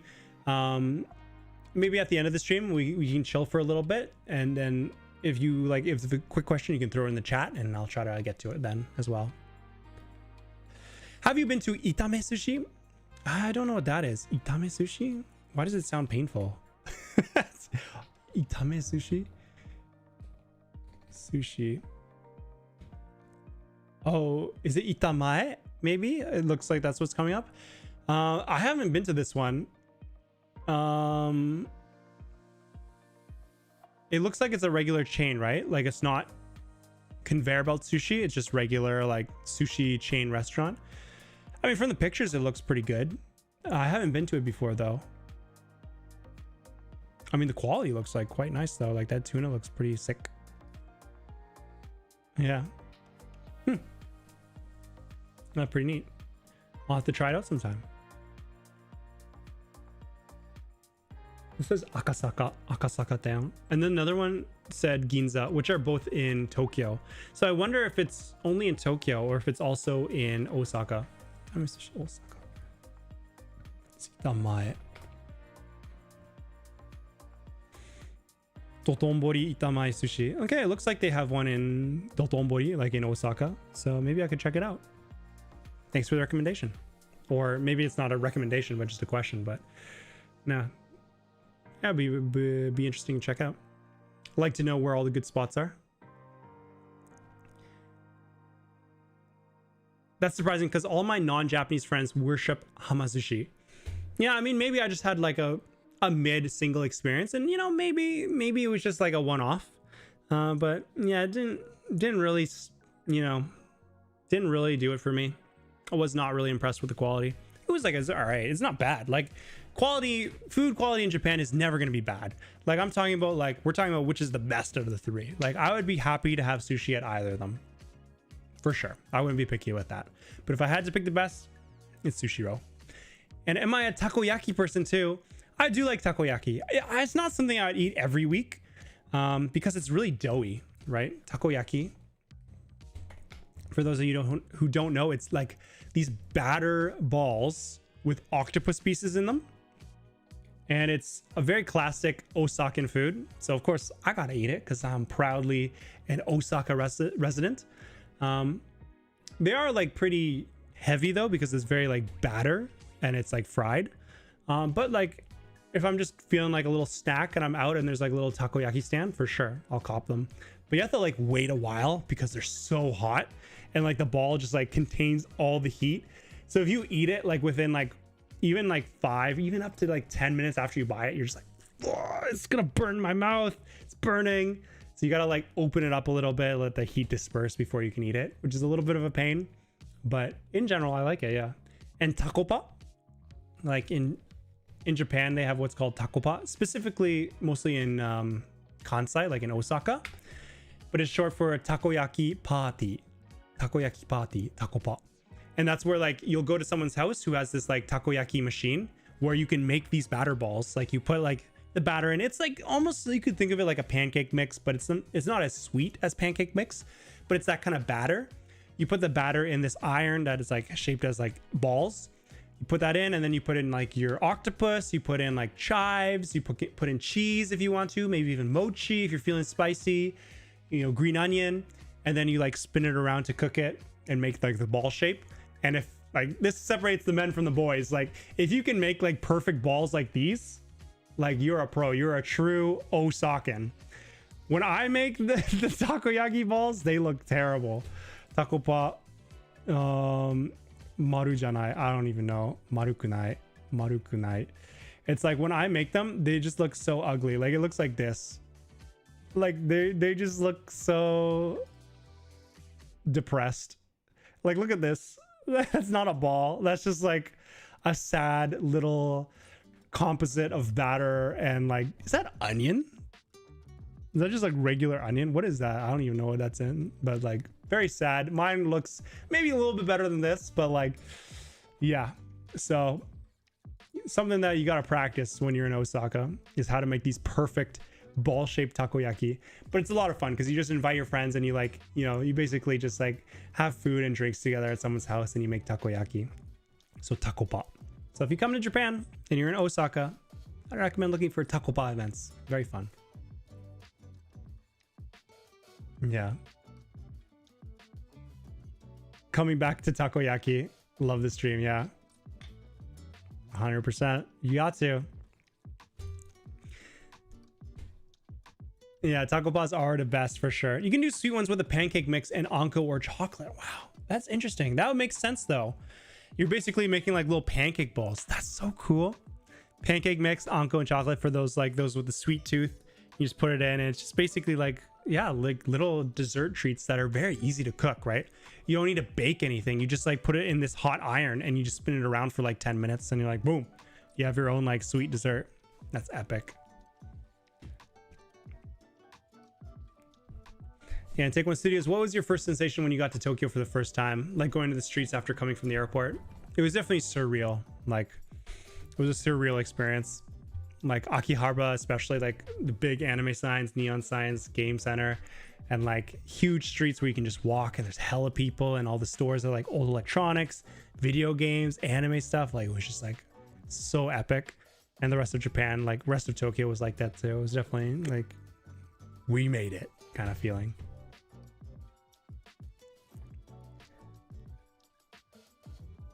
Yeah. All right. So great question. Very, very stimulating question. Let's see if we can get to another one here. Yeah. So this is one I've answered in a previous stream. So what was the biggest difference between living in Canada and Japan? So yeah, I'd say like the biggest difference is that people are not as approachable in Japan. People are very kind and very nice, especially once you get to know them. They're very friendly and like easy to get along with. But if you're just talking about like talking to strangers, it's not as easy in Japan. Like people have their walls up a little bit because they have this culture of stay in your lane and don't be a nuisance to others. So be quiet. Don't like talk to people you don't know too much. Don't like be too excessive about it. Whereas in Canada, you can be a little more friendly, just like talk to people at the bus stop or that you like see at the restaurant, whatever. You know, it doesn't happen all the time, right? Because, you know, most people like to like, you know, be in their own circle, but it's just a little bit easier in Canada to talk to people you don't know. And that's one of the biggest things I miss about Canada versus Japan. But Osaka is the closest thing you can get to that while in Japan. So that's one of the major reasons why I like living in Osaka is that people are more friendly and approachable like that. That's the biggest difference I feel. And the trains run in time in Japan, which is amazing. Because the buses in Canada and probably even the trains too are just horrendous. They'll come like 5 minutes late and you're like, oh my God, I'm lucky today.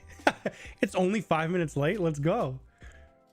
And if it's winter and you're just waiting at the bus stop when it's like -20, it's the worst. All right, next question.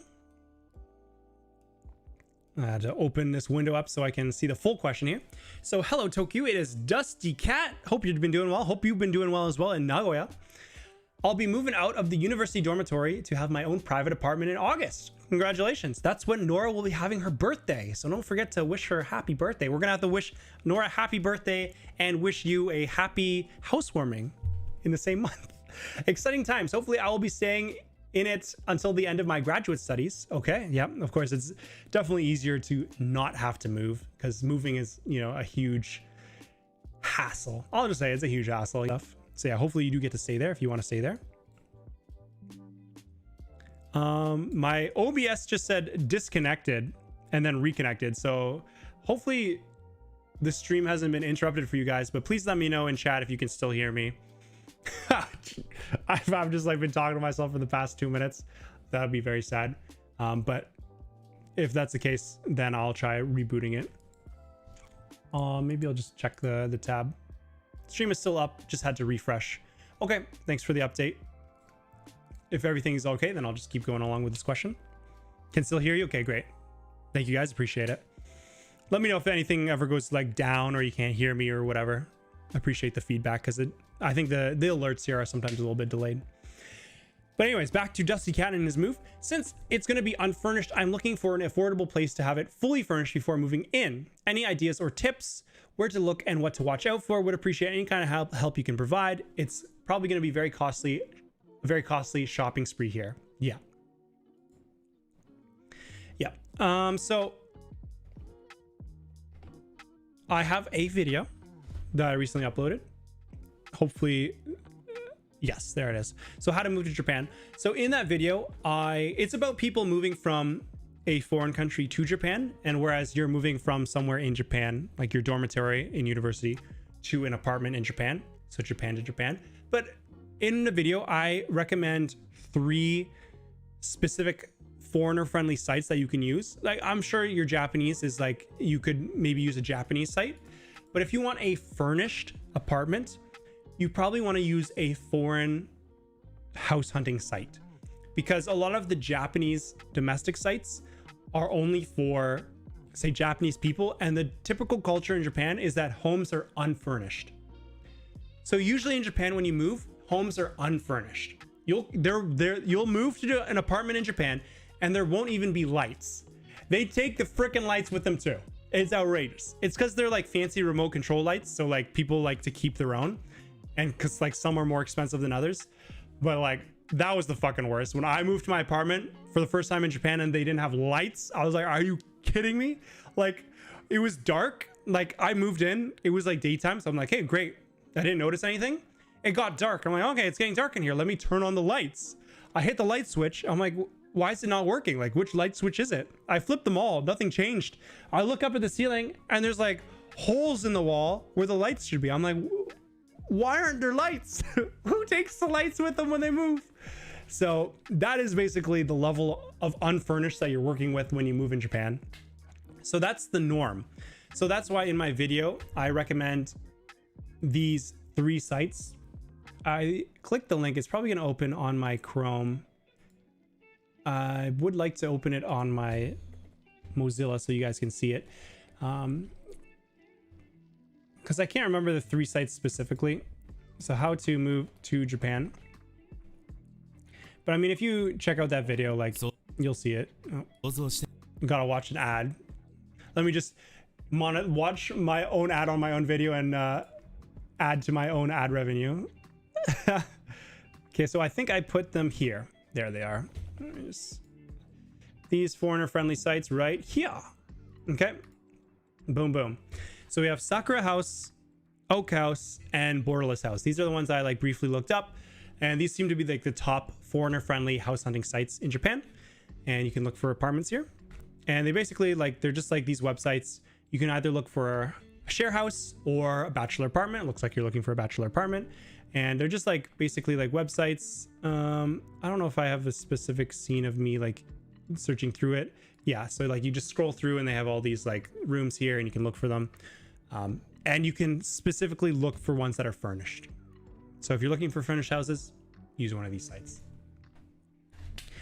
Yeah, and that's the main thing. And any other tips you want, watch the vid. You can also, there's like Facebook Marketplace to buy secondhand, and there's also like Hard Off and like other Treasure Factory, I think is the name, that like sell secondhand furniture if you want to like buy your own, etc., for a cheap price. So yeah, be sure to check it out.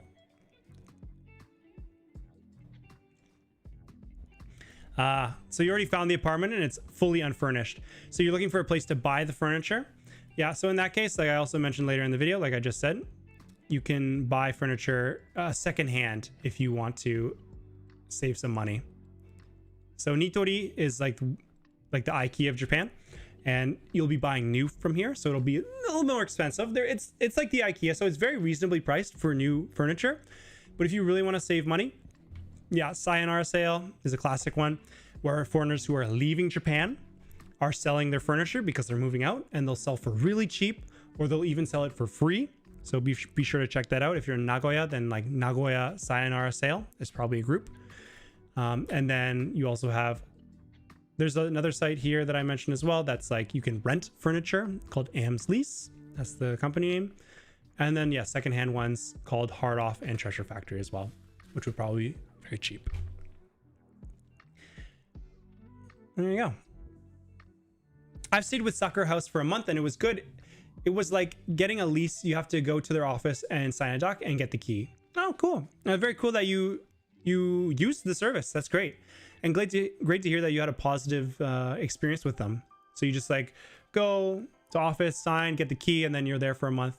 That's really cool. Were you living in Japan, or were you just like visiting for an extended time, and so you wanted to just like get a house to stay cheaply rather than staying in a hotel every day? Because that's a cool way to do it. That's really nice. Yeah, they removed the light bulbs from the ceiling lights. Yeah. I mean, they're not like light bulbs. They're like these like big circular lights that have like probably like 2 light bulbs in them. I think somewhere in my video I show it.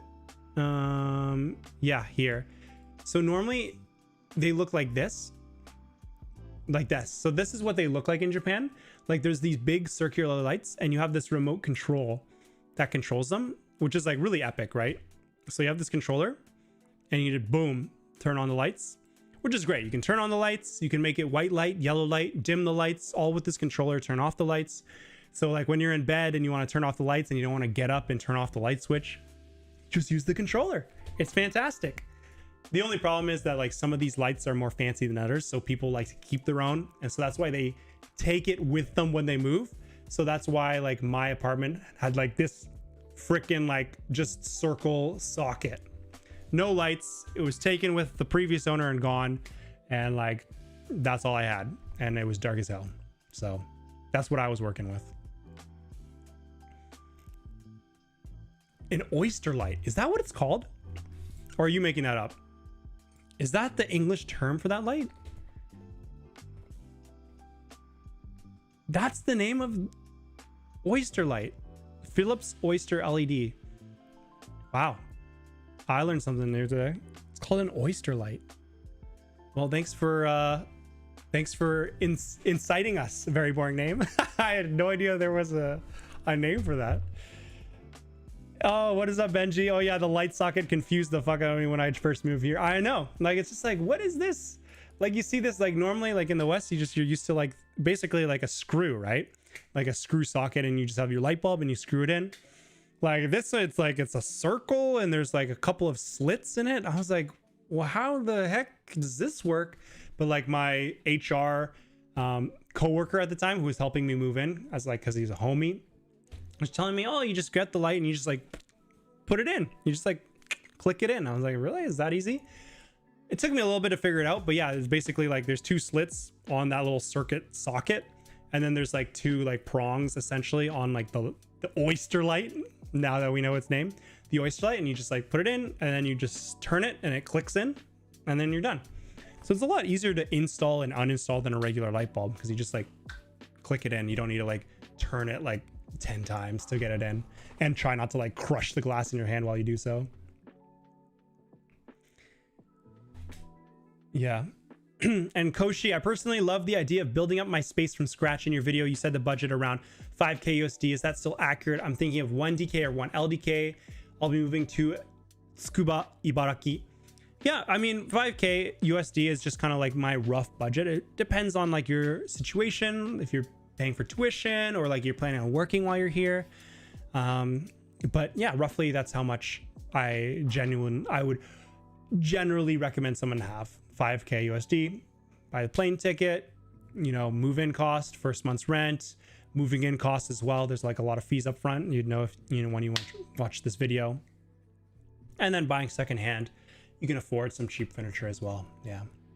So that's what I would recommend. All right, let's see if we can get to some other questions here. Got about 20 minutes left.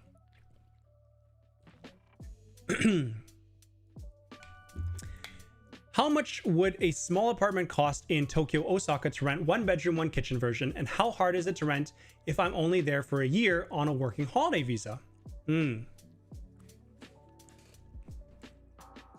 Yeah, good question. A small apartment, 1 bedroom, 1 kitchen.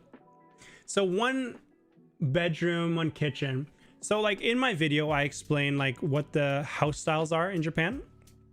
And we're getting another ad, so I'm paying myself some money here while we watch this ad. Where's the skip button? Here we go. Okay, so here is the floor layouts in Japan. So you have 1R, 1K, 1 LDK, 2 LDK, 3 LDK, roughly speaking. And so if you're saying one bedroom, so the numbers represent the number of bedrooms. So it's one of these ones, 1R, 1K, 1 LDK. It just depends if you want like a separate bedroom from the living, dining, and kitchen, which is more spacious. If you can, I usually recommend getting a 1 LDK because it's a little bit more living space. The 1R and 1Ks like have essentially the kitchen in the same room. The 1Ks, like the kitchen can be closed off in its own little area, but you're still like in a small room. That's your bedroom and living room in one. So it depends which one you're referring to here with 1 bedroom and 1 kitchen. But in general, in Tokyo, if you just get a standard place, if you're in Tokyo, it's probably going to cost you 100,000 yen, or about like, say like 700 USD. If you're in Tokyo, just for like a regular small 1 bedroom apartment. And if you're in Osaka, it'll probably be closer to like, say 400 USD, about like 50% cheaper. Yeah, any major city, I'd say outside of Tokyo, will be about 50% cheaper. And then any like rural city will be like twice as cheap, or like even less, 60% cheaper than Tokyo. But yeah, if you want to stay for like, if you want to be in the big city like Tokyo, Osaka, yeah, probably I'd say 700 to 400 USD for 1 bedroom. And Benji says, I'd say either 1 LDK or 2 LDK is enough space, and sometimes the 2 DK, not LDK. 1 LDK or 2 DK is more than enough space, and sometimes the 2 DK is cheaper. Yeah, so I don't mention it here because I didn't want to get too complicated with the floor layouts. But yeah, there is actually another one called a 2 DK, where there's no L, you'll notice, which is L for living room. So you don't have a living room, you just have 2 bedrooms and a kitchen, essentially.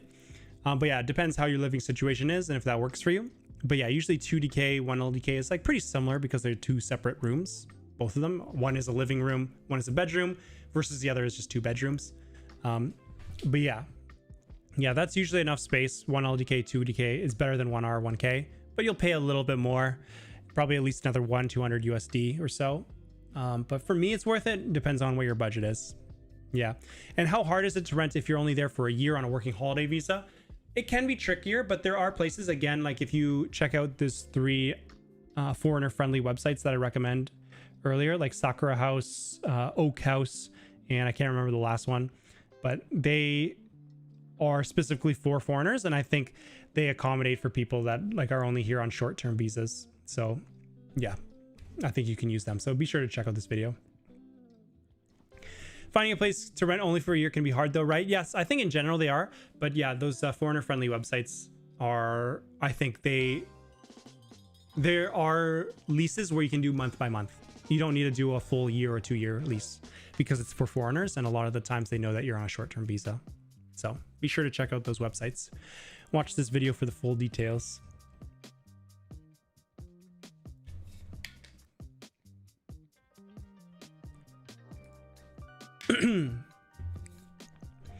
All right, Aika here. What is up, Aika?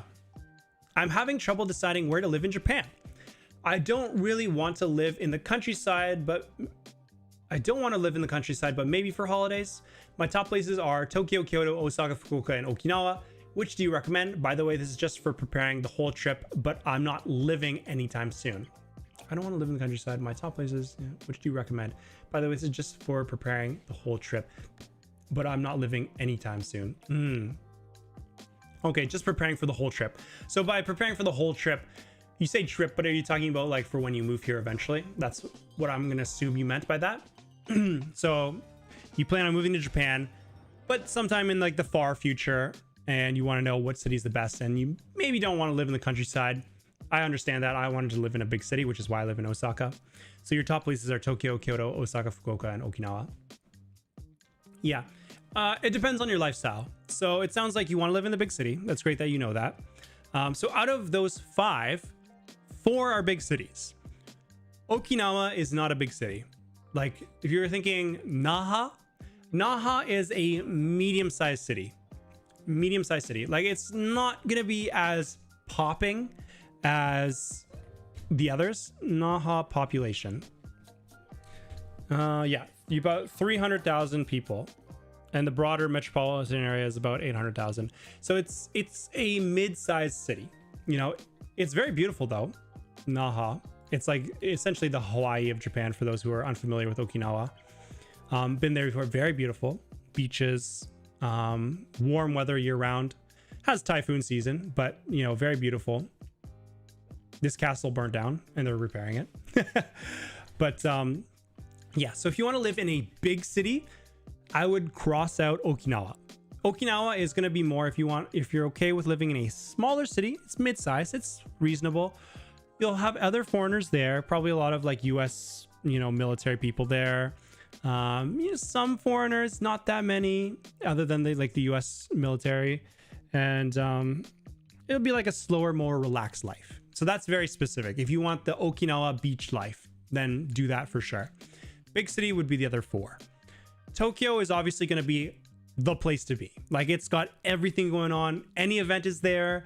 Any kind of like shopping is there. Any kind of parts of city. Like if you want, say like secondhand, like hipster vibe, they have like Shimokitazawa. If you want like upper class, they have like Roppongi. If you want just like party vibes, they have Shibuya, and like everything in between. And they have like big parks, etc. They have everything. So if you want everything about the city in Japan, Tokyo is the place to be. But it is the most expensive because everyone wants to be there. That's where all the jobs are, etc. It's the best place to be if you want to find a job easily as well, because that's where all the jobs are. So that's another thing to consider. Tokyo would be easier to find jobs. But it can also be a little bit colder in Tokyo. And I'm not talking about the temperature, I'm talking about the people. Because everyone is very work focused and very much traditional Japanese, stay in your lane.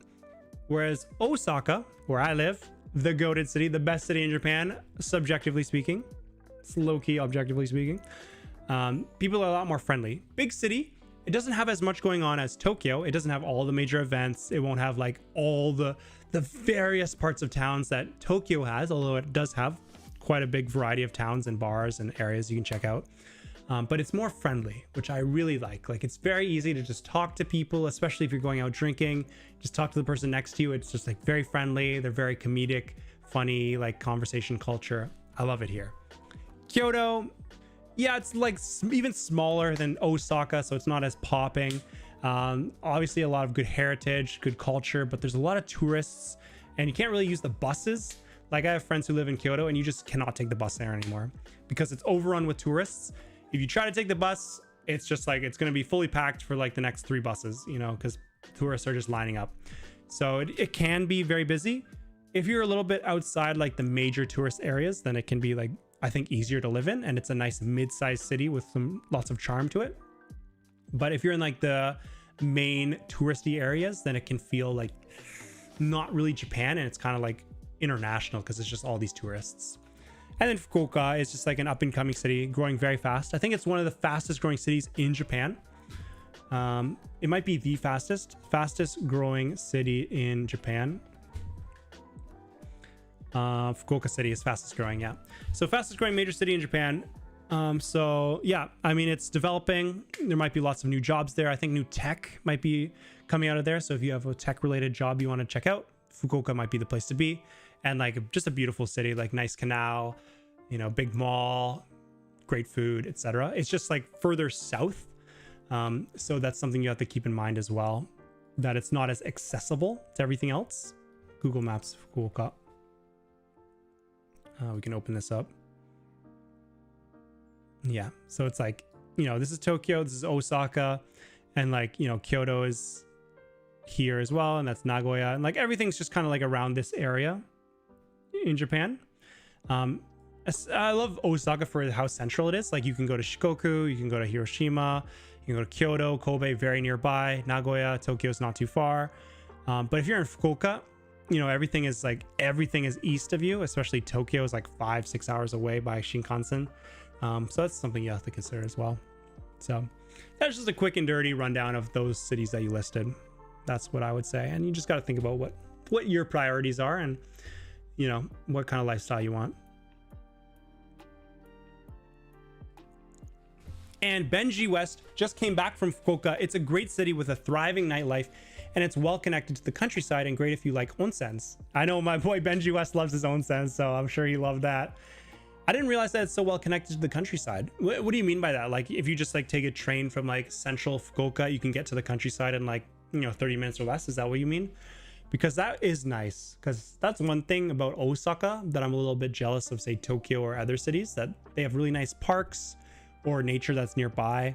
Osaka has some, and Mino Park is like really beautiful as well, but yeah, being able to just like go out and see nature like in a short period of time is something that's really underrated for a city. So it's great Fukuoka has that, and cool that it has a thriving nightlife as well. And Okinawa is like the tourist capital kind of. Yeah, I mean a lot of tourists there as well. For me it wasn't as touristy as say Kyoto, Osaka, Tokyo, so because for the most part I don't think people would go to Okinawa on their first trip to Japan. Like you're gonna go to Tokyo, Osaka, Kyoto, and then maybe like a nice place in between like Nagano or like Koyasan, like a nice little like rural spiritual area, a little bit in the countryside. But Okinawa is just so far removed that you really would probably do that on like a second trip here or like a third trip here if you want to explore more of Japan. So it's not as touristy in my opinion, but of course there are tourists. It just has a lot of the US military base there, so there's a lot of US soldiers, so it can feel like almost like half Japanese, half American culturally in that sense.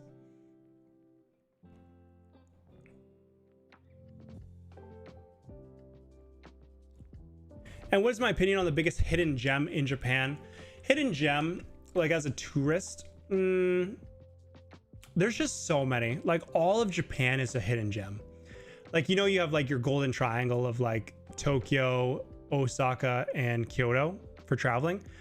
But like literally everywhere in Japan has its own charm and its own beauty. Like people ask me like, oh, how is this place for like travel? I forget what they said. It was somewhere in this area. It wasn't Kamakura. I think, was it Fujisawa? I can't remember. Someone said like, oh, I'm going here for traveling. Do you like recommend it? I'm like, I've never heard of that in my life. Looked it up and it's like very beautiful. It's like there's so many hidden gems. I think it was Fujisawa, because there was like Enoshima, and like this island here is like a really beautiful place to check out. But hidden gem, if I had to just give one, yeah, the Nakasendo, which I did earlier this year, was really nice.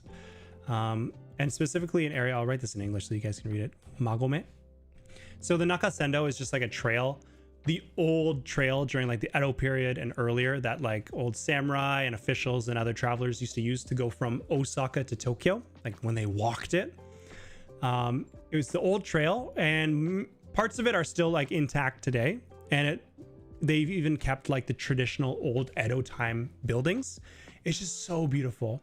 Magome is like one of those, they have like these post towns, they call them, like lots of like small villages along the way of the Nakasendo Trail that these samurai that would stay over like the night before they like go on their way to like walk again for the rest of the day to the next post town. And Magome is like one of these, and it's just so beautiful. Like it's like, got these traditional like wooden houses with like the wooden water mills, and like it's just like, it's, maybe I'm too zoomed in here for you guys to really see all the pictures. But yeah, it's just like this kind of like scenery. I went during the summer, so it wasn't the snow, but yeah, it's just like, it's really beautiful countryside. You just walk through like this stone path in this town, and it's just like, yeah, very beautiful. And there were parts of the trail, like Magome itself was like a little bit more touristy. There were like lots of visitors there, but the rest of the trail, like there were parts where my mom and I were walking and there was literally nobody else, just us two. And like, when was the last time you visited Japan and you had the place entirely to yourself? Like, it is so hard to find a place in Japan that doesn't have tourists. Like, I say the Nakasendo Trail is a great hidden gem because it's not like one tourist spot you go to. It's a whole trail from Osaka to Tokyo. So people get spread out, and there's different parts of the trail that have their own charm. And I say Magome is one of like, I say the most popular ones, but you just walk away from Magome and it's just like a beautiful trail all along, and you can just keep walking, and you stay at these traditional inns as well. And it's just great time. Great time. So I would recommend if you just want a specific example of a hidden gem. And Aika gotta go. Yeah, thanks for tuning in. Appreciate you watching the stream as always and asking your questions. Take care and hopefully see you next time.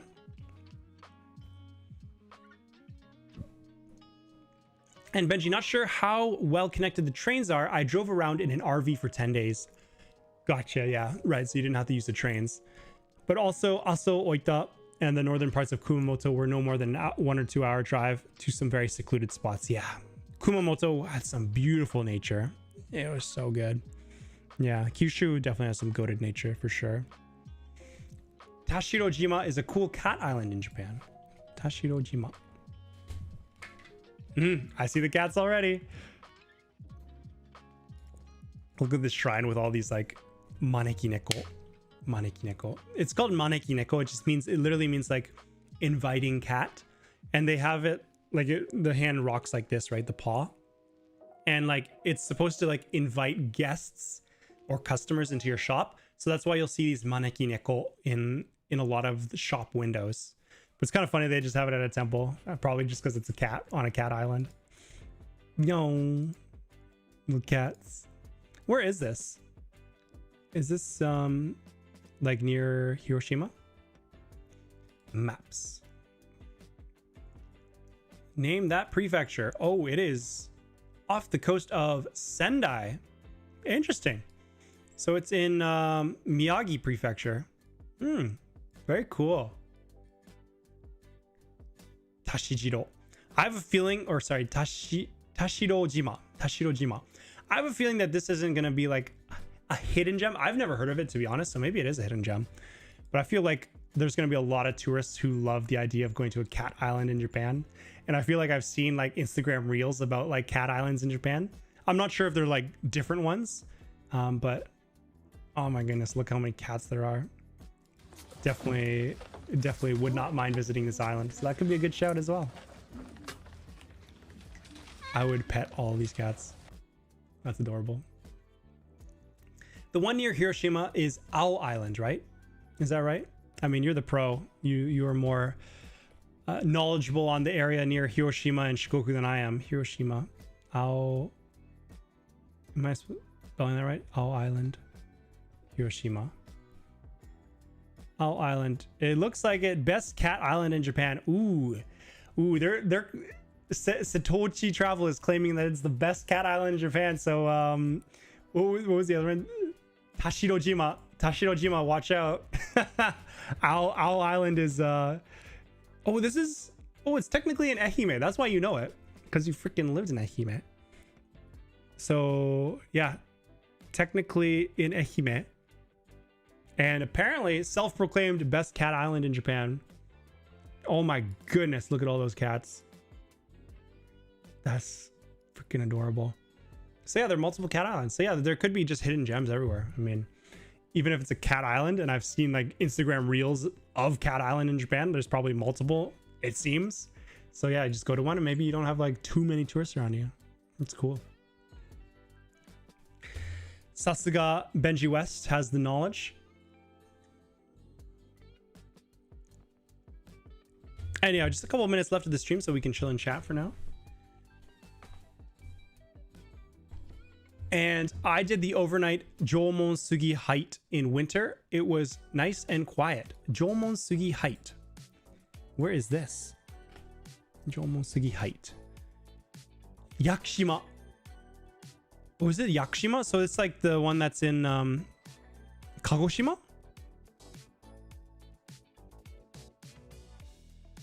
Here? Like in this wilderness that is like basically the inspiration for Momonoke, Yakushima in Kagoshima. Like, look at this like beautiful moss and nature. My Japanese friend who's been to every prefecture in Japan, I asked him what was his favorite place in all of Japan, and he said Yakushima. So gorgeous.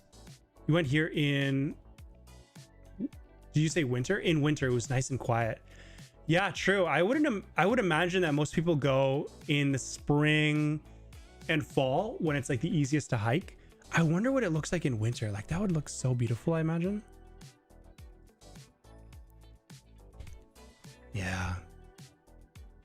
I could see, because it was probably like technically an off season, but like it's probably very beautiful and there's just like less tourists, and probably because you're walking the whole time, and Kagoshima is a very southern part of Japan. Like it's probably not that cold either. So since you're hiking the whole time, you're like building up sweat. I think, yeah, Yakushima is right here. So it's like the very southern part of Japan. You can see that, like that's the whole of Japan, and then you have Kyushu, the bottom of Kyushu, like the prefecture is called Kagoshima, and then Yakushima is an island south of that, so it's quite south. So I imagine it's not that cold in the winter, so that could be really cool. And Benji, I did the Momonoke hike on stream. Yakushima was amazing. Yeah, I remember you did that. That's amazing. Yeah, it looks so beautiful. That's epic. So if you want to see like raw footage of hiking through Yakushima, check out Benji West stream on Twitch. I'm sure that looked so beautiful. Are you allowed to adopt cats on the cat island? I'm not sure. You'd probably have to at least live in Japan. They probably wouldn't let foreigners adopt cats. Can you adopt cats from cat islands in Japan?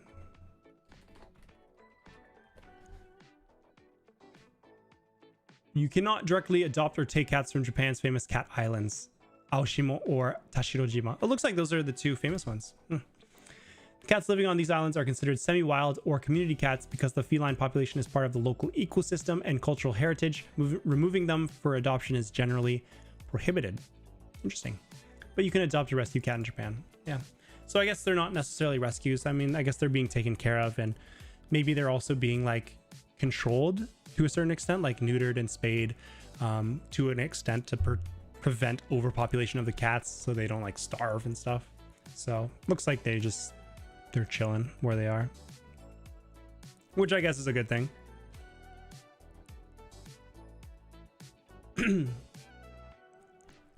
And how much percent of the JLPT test do you have to have correct to pass? It's actually very low. It's about 50%. You only need about 50% to pass the JLPT exams, and it's like, I think for N5 to N3, it's about 50%. And then N2 to N1, it's like 55%. This is very low, but you need to also get like a passing grade in each section. Like you can't bomb the reading section, but then like do really well in listening and then like grammar and vocab and like average of 55. If you bombed one section, you won't pass. So you have to get like a 55% and like get roughly around that for each section as well.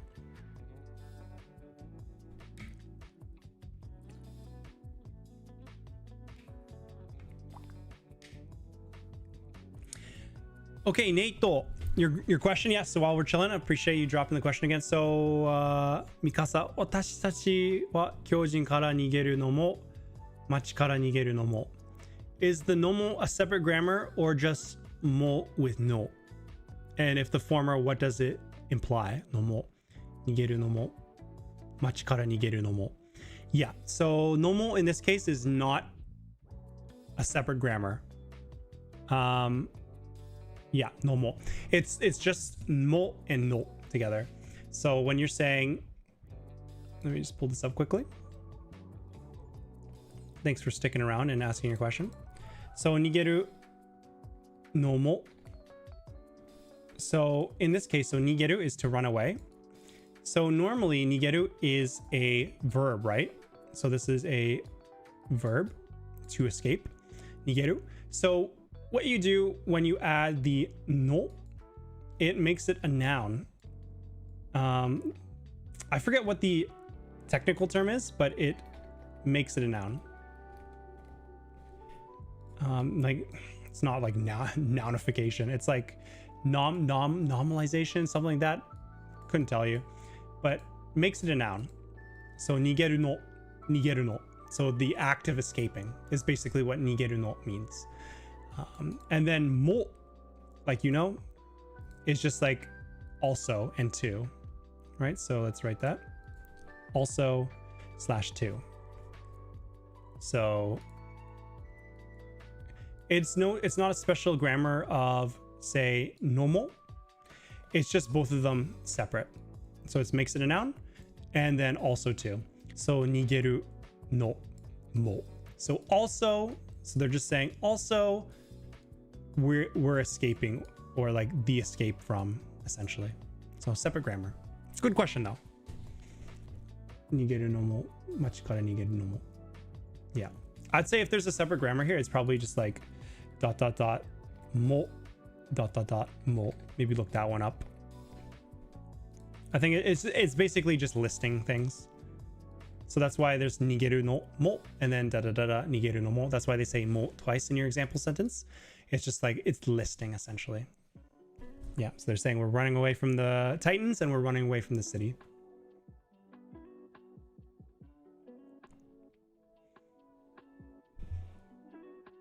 And Nomaden Japan, probably mispronouncing your name terribly, but my video about PR was very helpful for future reference. Thanks a bunch. And yeah, no worries. Thanks for watching my video. I'm really glad it could help you.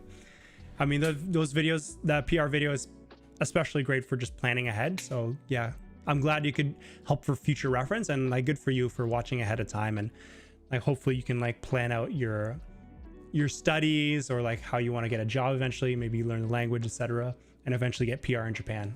Best watched in advance. So thank you. I'm really glad I could help. Nominize, maybe. Nominize. I think you might be right. Nominize. Nominize. Nominize.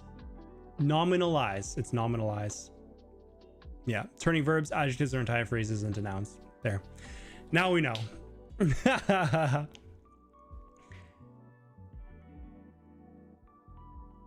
Yeah. Badge upgrade, cool. Good job on doing 10 streams, and thank you. And Jonathan, yeah, thanks for being a member for, I think it's 3 months now, or 2 months. I think it's 2 months where you get the 3 petals. So thank you for being a member for 2 months. Oh yeah, it is member for 2 months. There's the notification there. So yeah, thanks for being a member for 2 months. Congrats on the badge upgrade. Hopefully you're around long enough for the next upgrade, which is very nice. I have them all custom made.